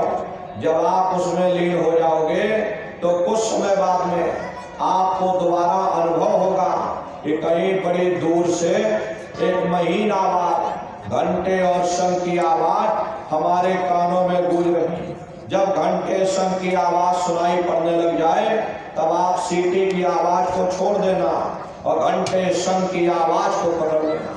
एक बार प्रेमी भाई बहनों, आप उस आवाज को पकड़ लो, फिर वो आवाज आपको नहीं छोड़ेगी, खींच करके शरीर से अलग कर देगी। रोज आना, रोज ब्रह्मांडों की सैर करना, रोज देवी देवताओं के दर्शन करना, रोज आसमानों की उड़ान भरना, रोज अपने शरीर में, अपने घोंसले में फिर वापस चले। ये भजन करने का तरीका। तो सुमरन, ध्यान और भजन, ये 3 क्रियाएं आपको बताई गई, नित्य नियम से आप लोग करिएगा। और इसी उद्देश्य के लिए तुमको ये मानव तन दिया गया और कोई दूसरा उद्देश्य नहीं। मनुष्य शरीर पाने का एकमात्र यही उद्देश्य है कि चलो ठीक है, तुमको अब की बार मौका दिया जा रहा, इस मौके का तुम लाभ उठाओ, वरना ये समय निकलता चला जा रहा। अरे हम लोग कहते हैं कि भाई हमारी उम्र बढ़ रही, अरे आपकी उम्र बढ़ नहीं रही, आपकी उम्र दिन प्रतिदिन घटती चली जा रही। ये चंद श्वासों की पूंजी जो आपको गिन करके मिली है, ये दिन प्रतिदिन कम होती चली जा रही। एक समय ऐसा आएगा ये बुलबुला आपका फूट जाएगा, उस समय बड़ा भारी कष्ट होगा। अरे मामूली पीड़ा नहीं होती, मौत के समय में घनघोर पीड़ा होती है। सहजो बाई ने लिखा है कि सहजो मौत आइया, अंग अंग दिया तो और हिया जरे छाती फटे, उठे पीर घनघोर। गुरु महाराज सत्संग में कहते थे जैसे 1 लाख बिच्छू एक साथ हमारे जिस्म पर डंक मारे, उससे भी लाखों करोड़ों गुना ज्यादा मौत के समय में दर्द होता है। जब मृत्यु आती है तो किस तरह से प्राण निकलते हैं, प्राणों के निकलने की क्या प्रक्रिया होती है, जरा उसे आप अच्छी तरह समझ लो। देखो प्रेमी भाई बहनों, सिमटत भास श्वास उठ जावे, प्राण पते जब सिमट समावे, उस समय क्या होता है, सबसे पहले श्वासें हमारी रुक जाती, शरीर की चेतना सिमटने लगती है, तो सबसे पहले गुदा चक्र टूटता है, क्योंकि गुदा चक्र में पृथ्वी का वास होता है। गुदा चक्र टूट करके ऊपर इंद्रिय चक्र में समा जाएगा, इंद्रिय चक्र में जल का वास होता, यानी जल ने पृथ्वी को घोल दिया। फिर जब इंद्रिय चक्र टूटेगा तो यहाँ नाभि चक्र में समा जाएगा, नाभि चक्र में अग्नि का वास होता, यानी फिर अग्नि ने जल को सुखा दिया, ये नीचे से सिमटाव होगा। फिर जब ये नाभि चक्र टूटेगा तो हृदय चक्र में समा जाएगा, हृदय चक्र में वायु का वास होता, यानी वायु ने फिर अग्नि को अपने में समाहित कर लिया और इस तरह से वायु आकाश में उड़ गई। ये आंखों की पुतलियां पलट जाती हैं। जब यह कर्म कलाय उपजावे और बुद्धि सुरत की आन दबावे, जब यह जीवात्मा 5 तत्वों को लांग करके, जल पृथ्वी अग्नि वायु आकाश, 5 तत्वों को लांग करके ऊपर की ओर आती है, तो काल दाढ़ में आन दबानी और जब डर के नैनन से पानी। जब काल अपनी दाढ़ में समय दबाता है तो नेत्रों से पानी निकलता, इंद्रियां टूट टूट करके चकनाचूर हो जाती, सब रिश्ते नातेदार खड़े रहेंगे, डॉक्टर वैद्य हकीम सब आपको घेरे रहेंगे, लेकिन आप अपनी पीड़ा को उस समय अपने मुख से बयान नहीं कर पाओगे, सिर्फ आपके नेत्रों से अश्रु टपकेंगे। यमदूत आते हैं, प्राणों की डोरी को तोड़ देते, जीवात्मा को खींच करके इस शरीर से बाहर कर दिया जाएगा। और जैसे प्राणों की डोरी टूटी, जीवात्मा को शरीर से अलग किया, ये शरीर तुम्हारा मिट्टी हो जाएगा। फिर इस मिट्टी को 1 रात अपने घर में कोई रखने को तैयार नहीं होता। कहते जल्दी करो, अब इनकी शक्ल देखने में हमको डर लग रहा। इसलिए जल्दी से बाजार से कफन खरीद के लाओ, जल्दी से लकड़ियां खरीद के ले जाओ, जल्दी से इनकी चिता तैयार करो, इनको घर में से जल्दी से निकाल कर ले जाओ, वही शमशान भूमि पर जला देना। ये जो इनके कपड़े लत्ते घर में पड़े हुए, ये घर में से कपड़े लत्ते भी उठा ले जाओ, वही शमशान भूमि पर जला देना। ये जो इनके बिस्तर है, जिस बिस्तर पर ये लेटे रहे, ये बिस्तर भी अशुद्ध हो गया है। इनकी छुई हुई चीज अब हमको घर में एक नहीं चाहिए, इसलिए इनका बिस्तर भी उठा ले जाओ, वही शमशान भूमि पर जला देना। लेकिन उसने कोई सोने की अंगूठी पहनी होगी, उसको धीरे से उतार कर तुम जेब में रख लो, बस वही एक अशुद्ध नहीं होगा, बाकी सब अशुद्ध हो जाएंगे। इसीलिए महात्मा कहते हैं भाई कुटुंब परिवार मतलब था, और बिना धन पास नहीं जाए ये रिश्ते नातेदार, ये कुटुंब परिवार वाले, ये सब स्वार्थ के संगी साथी। अरे आज आपकी जेब में पैसा है तो सब जैसे तैसे आपसे रिश्तेदारियां कायम कर ले। आज आपकी जेब खाली हो जाए तो बेटा बाप को बाप कहने के लिए तैयार नहीं होता।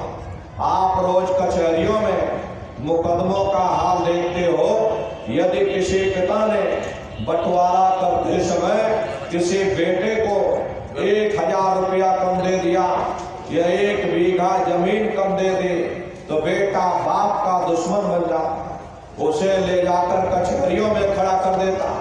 अरे अपना यहाँ क्या है, ये स्वार्थ के सब संगी साथी, कोई आपको याद करने वाला नहीं।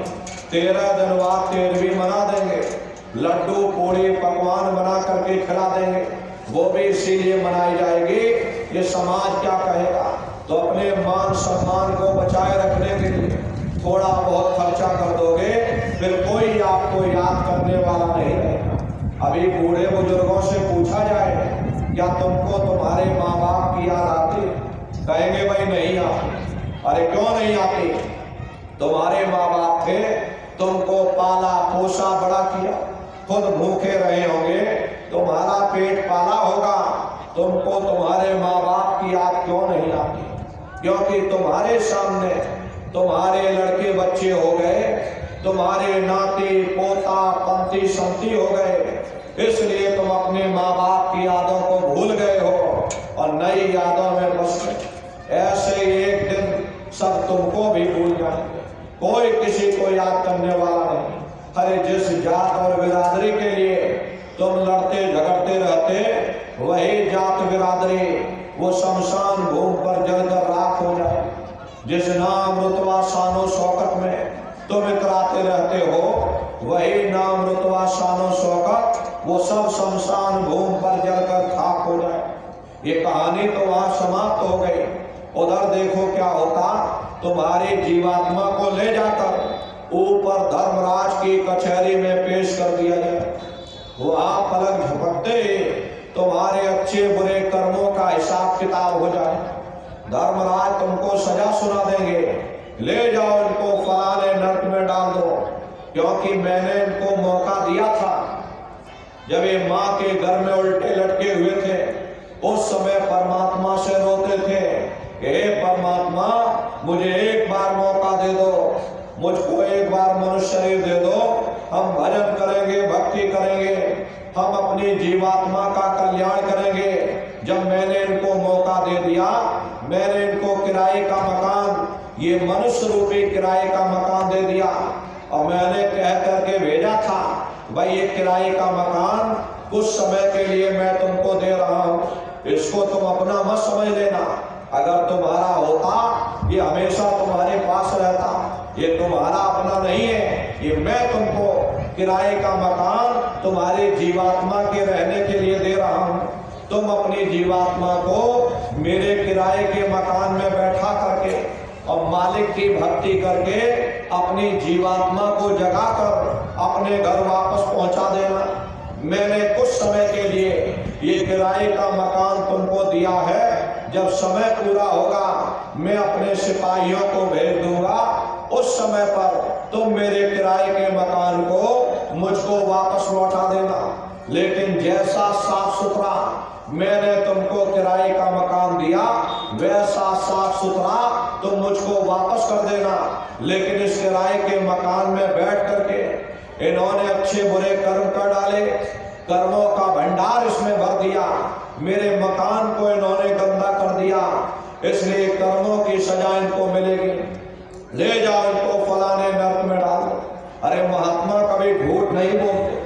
महात्माओं ने जब साधना किया और साधना करके जब ऊपर गए और ऊपर जा करके जब उन्होंने नरकों का हाल देखा, तो हमारे आपकी जानकारी के लिए उन्होंने उन किताबों में लिख दिया, लोह के खम्भ तपत के माही और जहां जीव को ले चिपटाई, वहां लोहे के खंभे अग्नि से धधक धधक कर लाल हो रहे हैं। ऐसे खोटे जीवों को उन खंभों में चिपकाया जाता, जीव हाय हाय करके तड़पता है, तड़प तड़प जीव जुलम बुखारी, तपत खम्भ दुखे उपजे भारी, असहनी वेदना होती है, असहनी दुख दर्द होता, जीव रोता और चिल्लाता रहता, वहां कोई तुम्हारे पुकार सुनने वाला नहीं, कोई तुम्हारे दर्द भरी आवाज को सुनने वाला नहीं। अरे नारियों, ये दुर्दशा क्यों हो गई? क्योंकि हम लोग मनमुखी हो गए, मन के कहे पर चलने लगे, मन के कहे पर चल करके अच्छे बुरे कर्म करने लगे। कर्मों का ये जखीरा अंबार के अंबार हमने अपने सिर पर लाद लिए, आज उन्हीं कर्मों का भोग पा रहे हैं। अरे महात्मा कहते हैं, भाई नर के अनेक और है, कहाँ लग कहो बखान, और दुख भुगते है जीव जो जाने जो भोग समान। कहते भाई एक नर्क नहीं, ऐसे वहां अनेकों अनेक नर्क बने हुए, अलग अलग खोटे पाप कर्मों के वहां पर अलग अलग नर्क बने हुए। ये जीव अपने कर्म के अनुसार अनंतों अनंत युगों तक नरकों की यातनाएं भोगता रहता, और नरकों की यातनाएं भोगने के बाद में इसी जीवात्मा को सीधे मनुष्य शरीर नहीं मिलता, बल्कि इसे 4 खान 84 लाख योनियों में डाला जाएगा। ये 4 खान 84 लाख योनियां ये कोई मामूली योनियां नहीं होती। 4 खान का मतलब होता है अंडज पिंडज उपमज स्थावर। ये 4 खाने हैं। पहली श्रेणी पेड़ पौधों की होती है, जिनके अंदर पानी का तत्व मौजूद होता। कभी ये भी मनुष्य हुआ करते थे, लेकिन आज अपने कर्मों का भोग पा रहे हैं। दूसरी श्रेणी कीड़े और मकोड़ों की होती, जिनके अंदर पृथ्वी और अग्नि का तत्व मौजूद होता। तीसरी श्रेणी पंछियों की होती है, चौथी चौपाई जानवरों की होती, और 5वीं स्वयं इंसान की आती, जिसके अंदर 5 तत्व जल पृथ्वी अग्नि वायु आकाश 5 तत्व मौजूद होते। प्रेमी भाई बहनों, ये 4 खाने हैं, इनकी अलग अलग कुल 84 लाख योनियां इनमें बटी हुई हैं। अब आप पेड़ पौधों को देखो, ये केले का पेड़ अलग है, नीम का पेड़ अलग है, आम का पेड़ अलग है, ऐसे ही अलग अलग प्रजातियों के कीड़े मकोड़े, अलग अलग प्रजातियों के पशु पंछी, कुल मिलाकर 84 लाख योनियां हैं। हम दुनिया के जीव अपने अपने कर्म के अनुसार अनंतों अनंत युगों से नरकों की यातनाएं भोगने के बाद 84 लाख योनियों में भटका खाते। अरे प्रेमी भाई बहनों, मामूली कष्ट नहीं होता। अरे हमको आपको गर्मी लग गई, सर्दी लग गई, बरसात लग गई, तो बरसात हो गई घर में चले आए, सर्दी लग गई कंबल ओढ़ लिया, रजाई ओढ़ ली, बीमार हो गए तो डॉक्टर बैठे हुए इलाज करने के लिए। लेकिन उन बेचारे जानवरों को देखो, कैसे कौन बेचारे गर्मी लगती सर्दी लगती बेचारे तड़पते रहते हैं, एक एक निवाले के लिए दर बदर भटकते रहते हैं। उन बेचारे बैलों को देखो, लाखों प्रेमी भाई बहनों, बैलों की क्या दुर्दशा हो रखी। टनों बोझा उनके ऊपर लाद दिया जाता है, बेचारे चल नहीं पाते, सोटा मार मार करके चलाया जाता। मामूली कष्ट उनको नहीं होता। अरे उनको भी तकलीफ होती है, उनको भी दर्द होता, वो भी बेचारे रोते चिल्लाते रहते, लेकिन अपने मुख से कुछ बोल नहीं पाते, सिर्फ अपने कर्मों का भोग पाते। अरे प्रेमी भाई बहनों, उन्हीं कष्टों से हम आप गुजर करके आए हैं। लेकिन जब बच्चा माँ के गर्भ से जन्म लेता है, माया का एक महीन बारीक पर्दा, भूल भुलैया का पर्दा बच्चे को ऊपर पड़ जाता, इसलिए वो बच्चा अपने पिछले जन्मों के कष्टों को भूल जाता, फिर बुरे खोटे कर्म करने लगता। अगर वो पर्दा हटा दिया जाए तो यही मनुष्य सारी जिंदगी अपने पिछले कष्टों को देख करके सारी जिंदगी कान में उंगली डाले बैठा रहेगा, भजन करता रहेगा। लेकिन ऐसा माया का भूल भरम, ऐसा पर्दा आपके ऊपर डाल दिया, आप अपने पिछले जन्मों के कष्टों को भूल गए कि किन किन कष्टों को सहने के बाद तुमको ये मनुष्य शरीर मिला। ये 4 खान 84 लाख योनियां नरकों की यातनाएं भोगने के बाद में 4 खान और 84 लाख योनियों में ये जीव फिर भटकता रहता।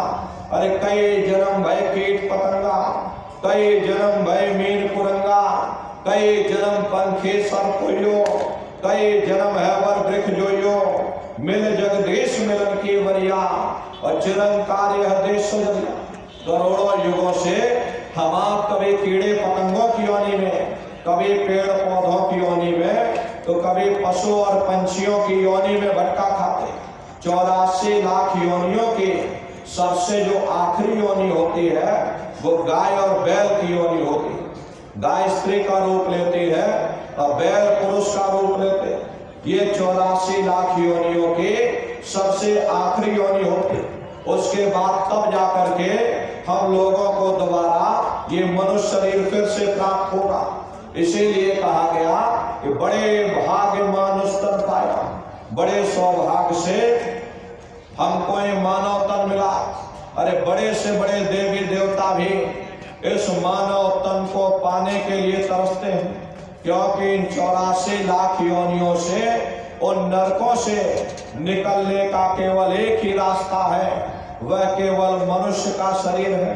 इसी मनुष्य मंदिर में बैठ करके हम उस मालिक की भक्ति कर सकते हैं। इसीलिए संतों महात्माओं ने इस पंच भौतिक शरीर को सच्चा हरि मंदिर कहकर याद किया कि हरि मंदिर यह शरीर है, ज्ञान रतन प्रकट होए, ये असली हरि मंदिर है। जब भी वो परमात्मा मिलेगा इसी हरि मंदिर के अंदर मिलेगा। कबीर साहब ने यही तो लिखा है कि जो तिल माही तेल है, जो चकमक में आग, और तेरा साईं तुझ में, और जाग सके तो जाग। जिस तरह तिल में तेल होता, पत्थर में अग्नि होती, ठीक उसी तरह से वो मालिक हर एक के घट घट में, हर एक के वजूद के अंदर बैठा हुआ। यही आपकी धर्म पुस्तकों में लिखा है कि अरे मोको का धूड़े रे बंदे, मैं तो तेरे पास में, और ना तीरथ में ना मूरत में, मैं तो विश्वास में। ना मैं तीरथ में मिलूंगा, ना मैं मूरत में मिलूंगा, ना अन्य किसी कर्म कांड में मिलूंगा। मैं जब भी मिलूंगा तो मैं तुम्हारे वजूद के अंदर जाकर मिलूंगा। इसी पंच भौतिक शरीर को मुसलमान फकीरों ने कुदरती काबा कहकर याद किया। ये असली कुदरती काबा है। अरे खुदा का दीदार जब भी होगा इस कुदरती काबे के अंदर जाकर होगा। प्रेमी भाई बहनों, उन फकीरों ने लिखा है कि कुदरती काबे की तो और मेहराम में सुन गौर से, आ रही धुर से सदा और तेरे बुलाने के लिए। अब मुसलमान लोग क्या करते, मस्जिद के मेहराब पर चढ़ जाते, वहीं से बाग देना या कलमा पढ़ना शुरू कर देते। लेकिन उन फकीरों ने फरमाया कि भाई कुदरती काबे की तो, यानी शरीर के अंदर जाकर के, इस कुदरती काबे के अंदर जाकर के, और मेहराब में सुन गौर से, यानी इन 9 द्वारों से अपने ख्याल को समेट करके 10वें द्वार पर एकाग्र करो, जहां ये रूह बैठी हुई, जहां ये जीवात्मा बैठी हुई, यही कुदरती काबे का मेहराब है। मेहराब में सुन गौर से, यानी अपने ख्याल को समेट कर यहाँ 10वें द्वार पर एकाग्र करके गौर से उस आवाज को सुनो, आ रही धुर से सदा और तेरे बुलाने के लिए, यानी खुदा की दरगाह से अत्यंत मीठे से मीठे, सुरीली से सुरीली आवाज हमारे आप के अंदर दिन रात धुनकारे दे रही। वो खुदा तुमको बुला रहा, वो कलमा आवाज आ रही।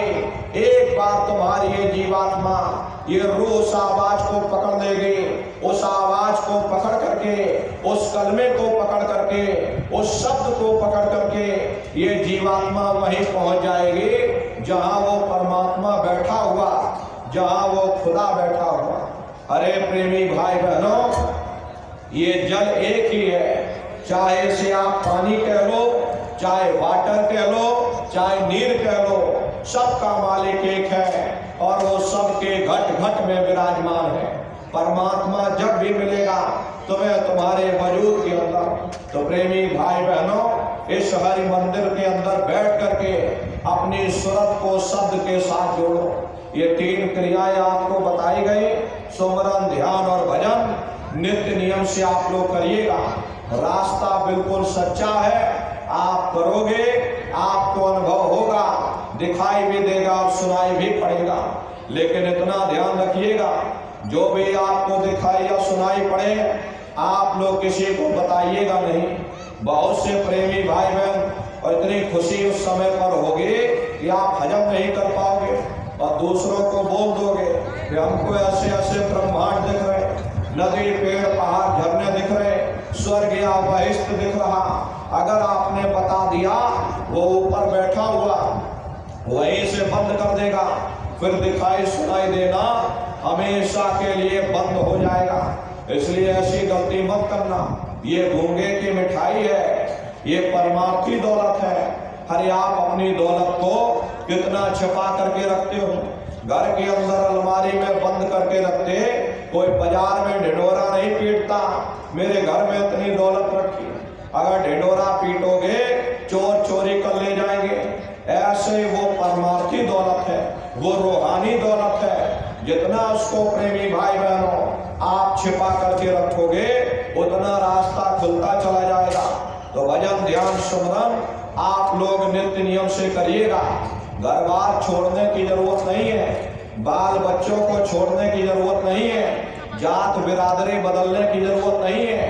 अरे नन्नारियों, ये जात पात के रगड़ों झगड़ों ने ये मनुष्य के ऊपर पर्दा डाल दिया, वरना महात्माओं का उपदेश इतना सरल है कि 5 वर्ष के बच्चे से लेकर के और 100 वर्ष का बूढ़ा भी कर सकता। क्या स्त्री और क्या पुरुष, क्या आदमी क्या औरत, क्या ऊंच और क्या नीच, क्या अमीर और क्या गरीब, वो नाम सबके लिए साझा है। वो हर मनुष्य के अंदर रात दिन धुनकारे दे रहा। वो साधु संतों के अंदर गूंजता है तो वह चोरों ठगों के अंदर भी गूंजता। यहाँ किसी कौम का सवाल नहीं, यहाँ किसी मजहब का सवाल नहीं, यहाँ किसी जात बिरादरी का सवाल नहीं। ये जात पात के रगड़े झगड़े ये हमारे अपने नहीं है, ये सिर्फ हमारे मन की खुराफात है। अरे आप अपनी बुद्धि से विचार करिएगा, जब गुरु नानक साहब नहीं आए थे तब कोई सिख नहीं था, जब मोहम्मद साहब नहीं आए थे तब कोई मुसलमान नहीं था, जब ईसा मसीह साहब नहीं आए थे तब कोई ईसाई नहीं था। और पीछे लौटते चले जाओ तो केवल मनुष्य ही मनुष्य रह जाते। ये रगड़े झगड़े किसने पैदा किए, ये बखेड़ेबाजी किसने पैदा की, ये हमने आपने पैदा की। अरे परमात्मा की तरफ से कोई भेदभाव नहीं। उस मालिक ने सिर्फ एक इंसान बना करके जमीन पर भेजा था। ये हवा सबके लिए एक समान है, जल सबके लिए एक समान है, ये प्रकाश सबके लिए एक समान है। परमात्मा ने कभी कोई भेदभाव नहीं पैदा किया। ये भेदभाव ये हम मनुष्यों ने यहाँ कर किया। अरे महात्मा कहते हैं कि जाति पाति पूछे नहीं कोई और हरि का भजे सो हरि का होए। लोग यहाँ जात पात बनाते बनाते मर गए, लेकिन है नारियों, जब तुम्हारी ये जीवात्मा प्रेमी भाई बहनों इस शरीर को छोड़ करके और भगवान के दरबार में पहुंचेगी, वहां न तुमसे ये पूछा जाएगा कि तुम किस जाति के हो, तुम किस कौम के हो, तुम किस मजहब के हो, तुम हिंदू हो या मुसलमान हो, हिंदुस्तान से आए हो या कहीं और से आए हो। अरे वहां तुम्हारे कर्म देखे जाएंगे, भक्ति भाव देखा जाएगा, मालिक से मिलने का प्रेम और प्यार देखा जाएगा। कोई भी महात्मा ये जात पात जात के रगड़ों झगड़ों में नहीं पड़ता। अगर कोई महात्मा जात की बात करता है, कोई महात्मा कौम या मजहब की बात करता, या कोई महात्मा हिंदू या मुसलमान की बात करता, वो महात्मा हो ही नहीं सकता। अरे महात्मा तो मानवतावादी बात करते। महात्माओं की एक ही जाति है, वो है मानव जाति। और इसी मानव जामे में बैठ करके हमें उस मालिक की भक्ति करनी है। दुनिया में कोई महात्मा यहाँ ना कोई कौम बनाने आता, ना कोई मजहब चलाने आते, और ना ही आप हमारे हाथों में ये डंडे और तलवारें देने के लिए आते। अरे आप तो सच्चा मार्ग, सनातन मार्ग समझाने के लिए इस धरा भूमि पर शरीर रूप में अवतरित होते हैं। इसीलिए महात्मा कहते हैं कि भाई उस मालिक को प्राप्त करने के लिए तुम्हें जात पात बदलने की जरूरत नहीं, तुम्हें समाज छोड़ने की जरूरत नहीं, तुम्हें जंगलों पहाड़ों में भटकने की जरूरत नहीं, तुम्हें साधु सन्यासी और बाबा बनने की जरूरत नहीं। अरे भाई तुम अपने अपने घर परिवार में रहो, अपने अपने बाल बच्चों के साथ रहो, अपने अपने गृहस्थ आश्रम में रहो, मेहनत ईमानदारी से काम करो, और 24 घंटे में घंटा 2 घंटा अपनी जीवात्मा के कल्याण के लिए सुरत शब्द नाम की कमाई यानी सुमरन ध्यान भजन कर लो। वो दौलत कमा लो जो अंत समय में तुम्हारे काम आवे। अरे ये दुनिया की दौलत ये सब यहीं पड़ी रह जाएगी। सुई की एक नौक भी हमारे आपके साथ में जाने वाली नहीं। बड़े बड़े राजे महाराजे आए, सारी जिंदगी किला बनाते बनाते गुजार दिया। आज उनके किलों को जाकर देखो, आज खंडहर बने पड़े हुए। विश्व विजेता सिकंदर सारी दुनिया पर राज करने का ख्वाब देखता, वो भी मुट्ठी खोल करके चला गया। कोई क्या साथ लेकर जाएगा? जो चीज तुम्हारे साथ में जाने वाली वो केवल परमात्मा की भक्ति है। इसलिए वो दौलत कमाओ जो अंत समय में तुम्हारे काम आवे। भजन ध्यान सुमरन बराबर आप सभी लोग करते रहिएगा, और सभी लोग शाकाहारी रहिएगा, क्योंकि हमारे गुरु महाराज ने शाकाहार पर विशेष जोर दिया। गुरु महाराज बराबर कहते थे, ए बच्चा तुम लोग शाकाहारी रहना, शाकाहार का प्रचार करते रहना, इसी से देश और दुनिया में भारी परिवर्तन होगा। अरे नर नारियों, परिवर्तन कोई कानून बनाने से नहीं होता, परिवर्तन कोई आंदोलन करने से नहीं होता, परिवर्तन कोई तोड़फोड़ करने से नहीं होता। परिवर्तन तब होता है जब लोगों के विचार बदलते, लोगों की भावनाएं बदलती। विचार जब बदलेंगे जब लोगों का खान पान शुद्ध होगा। अरे देसी कहावत है, जैसा खाए अन्न वैसा होए मन। जब इंसान पशुवृत्ति भोजन करेगा उसकी बुद्धि स्वतः ही पशुओं जैसी हो जाएगी, सोच विचार उसका चिंतन स्वतः ही पशुओं जैसा हो जाएगा। फिर जिस शराब के नशे में माँ बहन बेटी की पहचान खत्म हो जाए, उस शराब को पी करके यह कैसे पता चलेगा कि क्या अच्छा और क्या बुरा है? यही कारण है कि आज घर समाज में ये दुनिया भर के अत्याचार, दुनिया भर के व्यभिचार फैले हुए। अरे प्रेमी भाई बहनों, हम लोग मंदिर बनवाते हैं, हम लोग मस्जिद बनवाते, उन मंदिरों में नहा धो करके जाते, कहते हैं परमात्मा के रहने की जगह है, खुदा के रहने की जगह है, हमको नहा धो करके चलना चाहिए, फूल अगरबत्ती ले जाना चाहिए। कोई उन मंदिरों में, कोई उन मस्जिदों में कूड़ा कचरा नहीं डालता। अगर कूड़ा कचरा डालोगे तो आपस में लाठियां और तलवारें चल जाएंगी। फिर ये जो हरि मंदिर है, ये पंच भौतिक शरीर, जिसे महात्माओं ने हरि मंदिर कहा, जिसे मुसलमान फकीरों ने कुदरती काबा कहा, जिसे ईसा मसीह साहब ने टेम्पल ऑफ लिविंग गॉड यानी जिंदा खुदा का मंदिर कहा। इस पंच भौतिक शरीर में, इस हरि मंदिर में तुम हाड़ मांस के लोथड़े डालते हो, शराब के कतरे डालते हो, अपने बनाए हुए ईंट गारे के मंदिर की कद्र करोगे, और परमात्मा के बनाए हुए इस हरि मंदिर की कद्र नहीं करोगे तो सख्त सजा मिलेगी। अरे महात्माओं ने लिखा है कि दिल भर मच्छी खाई के कोटि गौ दान, काशी करवट जा मरे निश्चय नरक निदान। यदि दिल भर भी मच्छी खा करके फिर चाहे कोटान कोट गौओं का दान करो और काशी में जा करके मत्था रगड़ते रगड़ते अपनी जीवन लीला को वहीं बता दो, फिर भी तुमको तुम्हारे गुनाहों की सजा मिलेगी, कोई बच नहीं सकता।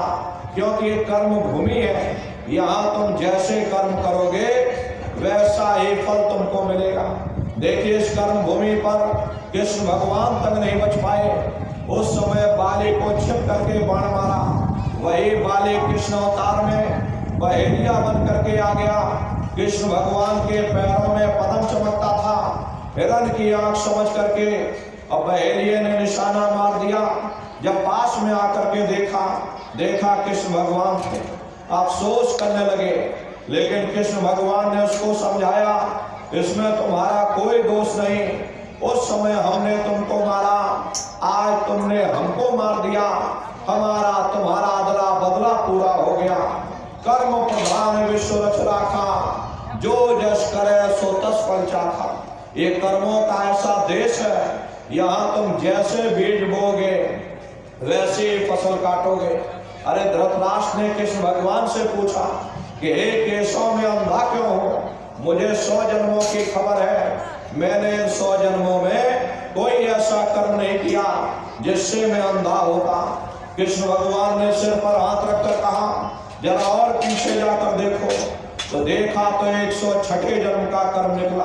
प्रेमी भाई बहनों, ये कर्मों का बड़ा पेचीदा जंजाल है।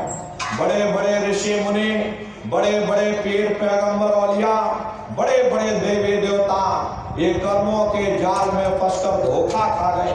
अरे कृष्ण भगवान ने उद्धव से कहा कि हे उद्धव, ये जो तुम चीटा देख रहे हो ये कई बार इंद्र बन चुका।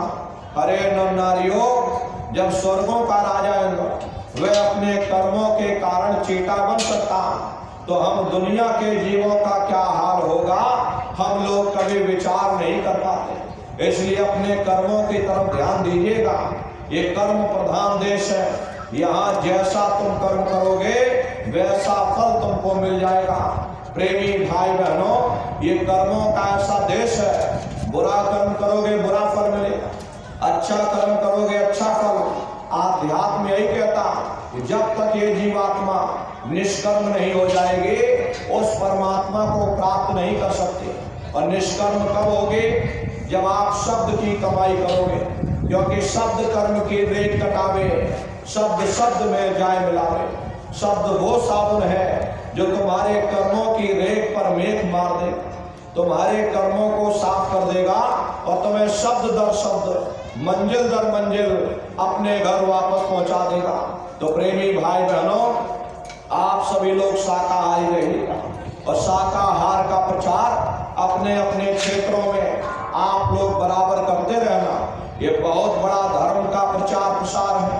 अरे सतयुग कैसे आएगा? सतयुग कोई भाषण देने से नहीं आएगा। सतयुग जब आएगा जब आप कर्म करोगे, जब आप धर्म का प्रचार प्रसार करोगे। और धर्म का प्रचार प्रसार करने की जिम्मेदारी हम समस्त प्रेमी भाई बहनों की है। क्योंकि प्रेमी भाई बहनों, हम सभी लोग अपने गुरु महाराज के जलाए हुए दीपक हैं। हमारी आपकी सभी की जिम्मेदारी बनती है कि हम सभी लोग आगे बढ़ करके और धर्म का प्रचार प्रसार करें। ये काम कोई साधु महात्माओं का ही नहीं है, उन्हीं का ये ठेका नहीं है। अरे आप भी तो साधु महात्मा हो, आप तो सबसे बड़े साधु, हर दुनिया के साधु ये तो आप पर निर्भर है। आप सबसे बड़े साधु अपने गृहस्थ आश्रम में रहते हो, अपने मेहनत ईमानदारी की कमाते खाते हो। दुनिया के साधु तो ये आप पर निर्भर होते हैं, लेकिन आप सबसे बड़े साधु हो जो अपने गृहस्थ आश्रम में रहते, अपने मेहनत और ईमानदारी का कमाते खाते हो। जो समय मिलता है उसमें भगवान का भजन करते हो और धर्म का प्रचार प्रसार करते, तो आप तो सबसे बड़े साधु हो। आपका धर्म बनता, आपका कर्तव्य बनता है कि अपने गुरु के संदेशों को गांव गांव घर घर तक पहुंचाया जाए। क्योंकि हम सभी लोग अपने गुरु महाराज के जलाए हुए चिराग हैं। अगर एक एक चिराग, एक एक दीपक एक एक गांव में पहुंच जाएगा, ये पूरा गांव प्रकाशमान हो जाएगा, ये पूरा समाज प्रकाशमान हो जाएगा। हरे प्रेमी भाई बहनों, हम लोगों को जानते हैं, गुरु महाराज ने हमको बताकर रखा कि भाई आगे चलोगे इस रास्ते पर गड्ढा है। हम लोग जानते हैं कि आगे गड्ढा है। यदि किसी मुसाफिर को हमने आपने नहीं बताया कि भाई आगे गड्ढा है, ठहर जाओ, रुक जाओ, और वो मुसाफिर जा करके गड्ढे में गिर जाएगा तो पाप हमको आपको भी लगेगा, क्योंकि हम लोग जानते हुए भी मुसाफिर को समझाए नहीं, मुसाफिर को चिताए नहीं, तो पाप हमको आपको भी लगेगा। इसलिए प्रेमी भाई बहनों, आपकी जिम्मेदारी बनती है कि अपने गुरु महाराज के संदेशों को गांव गांव घर घर तक पहुंचाया जाए। इसके लिए आप सभी प्रेमी भाई बहनों को ये जिम्मेदारी दी गई कि प्रत्येक सत्संगी प्रेमी भाई बहन एक एक गांव को गोद लेकर के गांव गांव में एक एक गांव की जिम्मेदारी उठा करके गांव गांव घर घर जा करके उन लोगों से जा करके मिलिए, उनको गुरु महाराज का संदेश सुनाइए, उनको शाकाहारी बनाइए, उनको दरबार में लेकर के आइए। अरे आपके सहयोग से अगर वो सत्संगी, वो व्यक्ति शाकाहारी हो जाता, वो भजन ध्यान सुमरन करने लग जाता, उसके भी जीवात्मा का कल्याण हो जाएगा, इसका पुण्य फल आपको भी प्राप्त होगा। ये बहुत बड़ा धर्म का प्रचार प्रसार है। अरे ऊपर जा करके पूछा जाएगा कि जब मैंने तुमको मनुष्य शरीर दिया तो सारी जिंदगी अपने लिए ही करते रहे या कुछ तुमने परोपकार भी किया? उस समय तुम कहने योग्य हो जाओगे, नहीं हमने धर्म का प्रचार प्रसार किया, हमने अपने गुरु के संदेशों को गांव गांव घर घर तक पहुंचाया, हमने इतने लोगों को शाकाहारी बनाया, इतने लोगों को हम मथुरा दरबार लेकर के गए। अरे वही तुम्हारे लेखे जोखे में लिखा जोखा जाएगा। इसलिए प्रेमी भाई बहनों, आपकी जिम्मेदारी बनती है, आपका धर्म बनता, अरे मीराबाई की तरह अपने गुरु के संदेशों को गांव गांव घर घर तक गा दो। अरे गुरु महाराज यही कहकर के गए थे, बच्चा तुम गांव गांव में भजन केंद्र की स्थापना करो, गांव गांव में सत्संग होने लग जाए, गांव गांव के लोग भजन करने लग जाएं, गांव गांव के लोग शाकाहारी हो जाएं, गांव गांव में महात्मा की वचनवाणियां गूंजने लग जाएं, गांव गांव में सत्संग होने लग जाएगा। जब गांव बदल जाएगा, ये पूरा समाज बदल जाएगा। एक अच्छे समाज के निर्माण के लिए यह जरूरी है प्रेमी भाई बहनों, आप सभी लोग आगे बढ़ करके एक एक गांव को गोद ले करके एक एक गांव की जिम्मेदारी उठा करके गांव गांव में जा करके गुरु महाराज के संदेशों को सुनाइए, उनको शाकाहारी बनाइए, उनको सत्संगी बनाइए, नई संगत गांव में तैयार करिए, नया संगठन खड़ा करिए। तो प्रेमी भाई बहनों, ये धर्म का प्रचार प्रसार है, आप सभी लोग इसमें अपना योगदान दीजिएगा। भजन ध्यान सुमरन बराबर आप सभी लोग करते रहना। देखो प्रेमी भाई बहनों, हमारे गुरु महाराज के गुरु महाराज जिनकी याद में हमारे गुरु महाराज ने मथुरा आश्रम पर इतना विशाल मंदिर बनवाया। गुरु महाराज कहते थे, बच्चा मंदिर का जीता जागता देवता बैठ करके वहां बरकत बांट रहा। अरे आप लोग आइए, वहां कोई रुपया पैसा नहीं चढ़ाया जाता, कोई चंदा चुटकी नहीं चढ़ाई जाती। अरे आप लोग आए, मंदिर के देवता के सामने अपनी एक बुराई को चढ़ा दीजिए। वहां बुराई चढ़ाई जाती, हम आज से मांस मछली नहीं खाएंगे, हम आज से अंडा शराब का सेवन नहीं करेंगे, हम आज से झूठ नहीं बोलेंगे, हम आज से किसी को धोखा नहीं देंगे। आप अपनी एक बुराई चढ़ा दो, आपकी एक मनोकामना पूरी होगी। ऐसा वरदानी मंदिर गुरु महाराज ने अपने गुरु की याद में मथुरा आश्रम पर बनवाया। उन्हीं की याद में ये पावन पुनीत भंडारे का कार्यक्रम 11 दिसंबर से और 15 दिसंबर तक मथुरा आश्रम पर मनाया जाएगा। तारीख आप लोग याद रखिएगा, 11 से 15 दिसंबर। तो आप सभी प्रेमी भाई बहन इस भंडारे के अवसर पर सब परिवार सादर आमंत्रित हैं। आप लोग अवश्य ही पधारिएगा और अपने अपने बच्चों को भी साथ में लेकर के आया करिए। ये सबसे बड़ी गलती आप लोग यही करते हो कि अकेले अकेले चल पड़ते और बच्चों को नहीं लाते। छोटे छोटे बच्चे हैं, कहाँ इनको वहां लेकर के जाएंगे? अरे इनकी तो पढ़ाई लिखाई की उम्र है, चलो इनको पढ़ने लिखने दो। अरे हम लोग तो बूढ़े हो गए, ये भजन भाव भक्ति करना ये हम बूढ़े बालों का काम है, इन बच्चों को पढ़ने लिखने दो। ये प्रेमी भाई बहनों, ये आपकी सबसे बड़ी गलती है। अरे पढ़ाई लिखाई जरूरी है, हम ये बात मानते हैं कि आज के समय में शिक्षा बहुत जरूरी है। अरे हमको भी गुरु महाराज ने पढ़ाया लिखाया, हम भी शिक्षा ग्रहण करिए। प्रेमी भाई बहनों, गुरु महाराज की दया कृपा से वही मथुरा आश्रम पर हमने भी 10वीं की, फिर 12वीं की, फिर BA किया, फिर LLB करके वकील बने। तो गुरु महाराज ने हमको भी पढ़ाया लिखाया। लेकिन नर नारियों, पढ़ाई लिखाई हम ये बात जानते हैं कि आज के समय में पढ़ाई लिखाई बहुत जरूरी है, लेकिन पढ़ाई लिखाई के साथ साथ अच्छे संस्कार भी जरूरी है। और संस्कार कोई MA BA की डिग्री करने से नहीं पढ़ते, संस्कार कोई डिप्लोमा करने से नहीं पढ़ते। अगर MA BA की डिग्री करने से बच्चों के अंदर संस्कार पड़ जाते हैं तो हिंदुस्तान में इतने वृद्धाश्रम न खोले गए होते, हिंदुस्तान में इतना भ्रष्टाचार न फैला होता। अरे संस्कार पढ़ेंगे, महात्माओं के वचनों से संस्कार पढ़ेंगे, सत्संग के माध्यम से ये बच्चे देश के भविष्य हैं। एक अच्छे समाज के निर्माण के लिए बच्चों के अंदर अच्छे संस्कार डालना ये समय की बहुत बड़ी मांग है। इसलिए अपने अपने बच्चों को भी बराबर मथुरा दरबार में लाते ले जाते रहिएगा, बराबर बच्चों को सत्संग में लाते ले जाते रहना। और जब घर में तुम्हारे बच्चों सामूहिक रूप से पूजा पाठ प्रार्थना किया करो, और बच्चों को जिम्मेदारी सौंप दो कि चलो बच्चों तुम एक प्रार्थना गाओ, पीछे से हम प्रार्थना करेंगे। फिर उन्हीं बच्चों को गुरु महाराज के वचन वाणियों की कोई पुस्तक दे दो कि चलो बच्चों एक पन्ना गुरु महाराज के वचन जरा हमको सुनाओ। अरे वो बच्चे पढ़ करके सुनाएंगे, उनके भी दिल दिमाग में कुछ बैठेगा, आप भी बैठ करके सुनिएगा। फिर उन्हीं बच्चों को भजन ध्यान सुमरन पर बैठा दो, ये बच्चे धीरे धीरे भजन ध्यान सुमरन करने लग जाएंगे। अरे संगत को, प्रेमी भाई बहनों, इन छोटे छोटे बच्चों को सामूहिक रूप से एक जगह पर इकट्ठा करो, उनको संगत की सेवाओं में जोड़ो। ये छोटे छोटे बच्चे जब संगत की सेवाओं में जुड़ जाएंगे, अरे उनको जिम्मेदारी सौंप दो कि चलो बच्चों तुम जाओ जाकर और फलानी जगह पर शाकाहारी का प्रचार करके आओ। अब ये छोटे छोटे बच्चे जब सामूहिक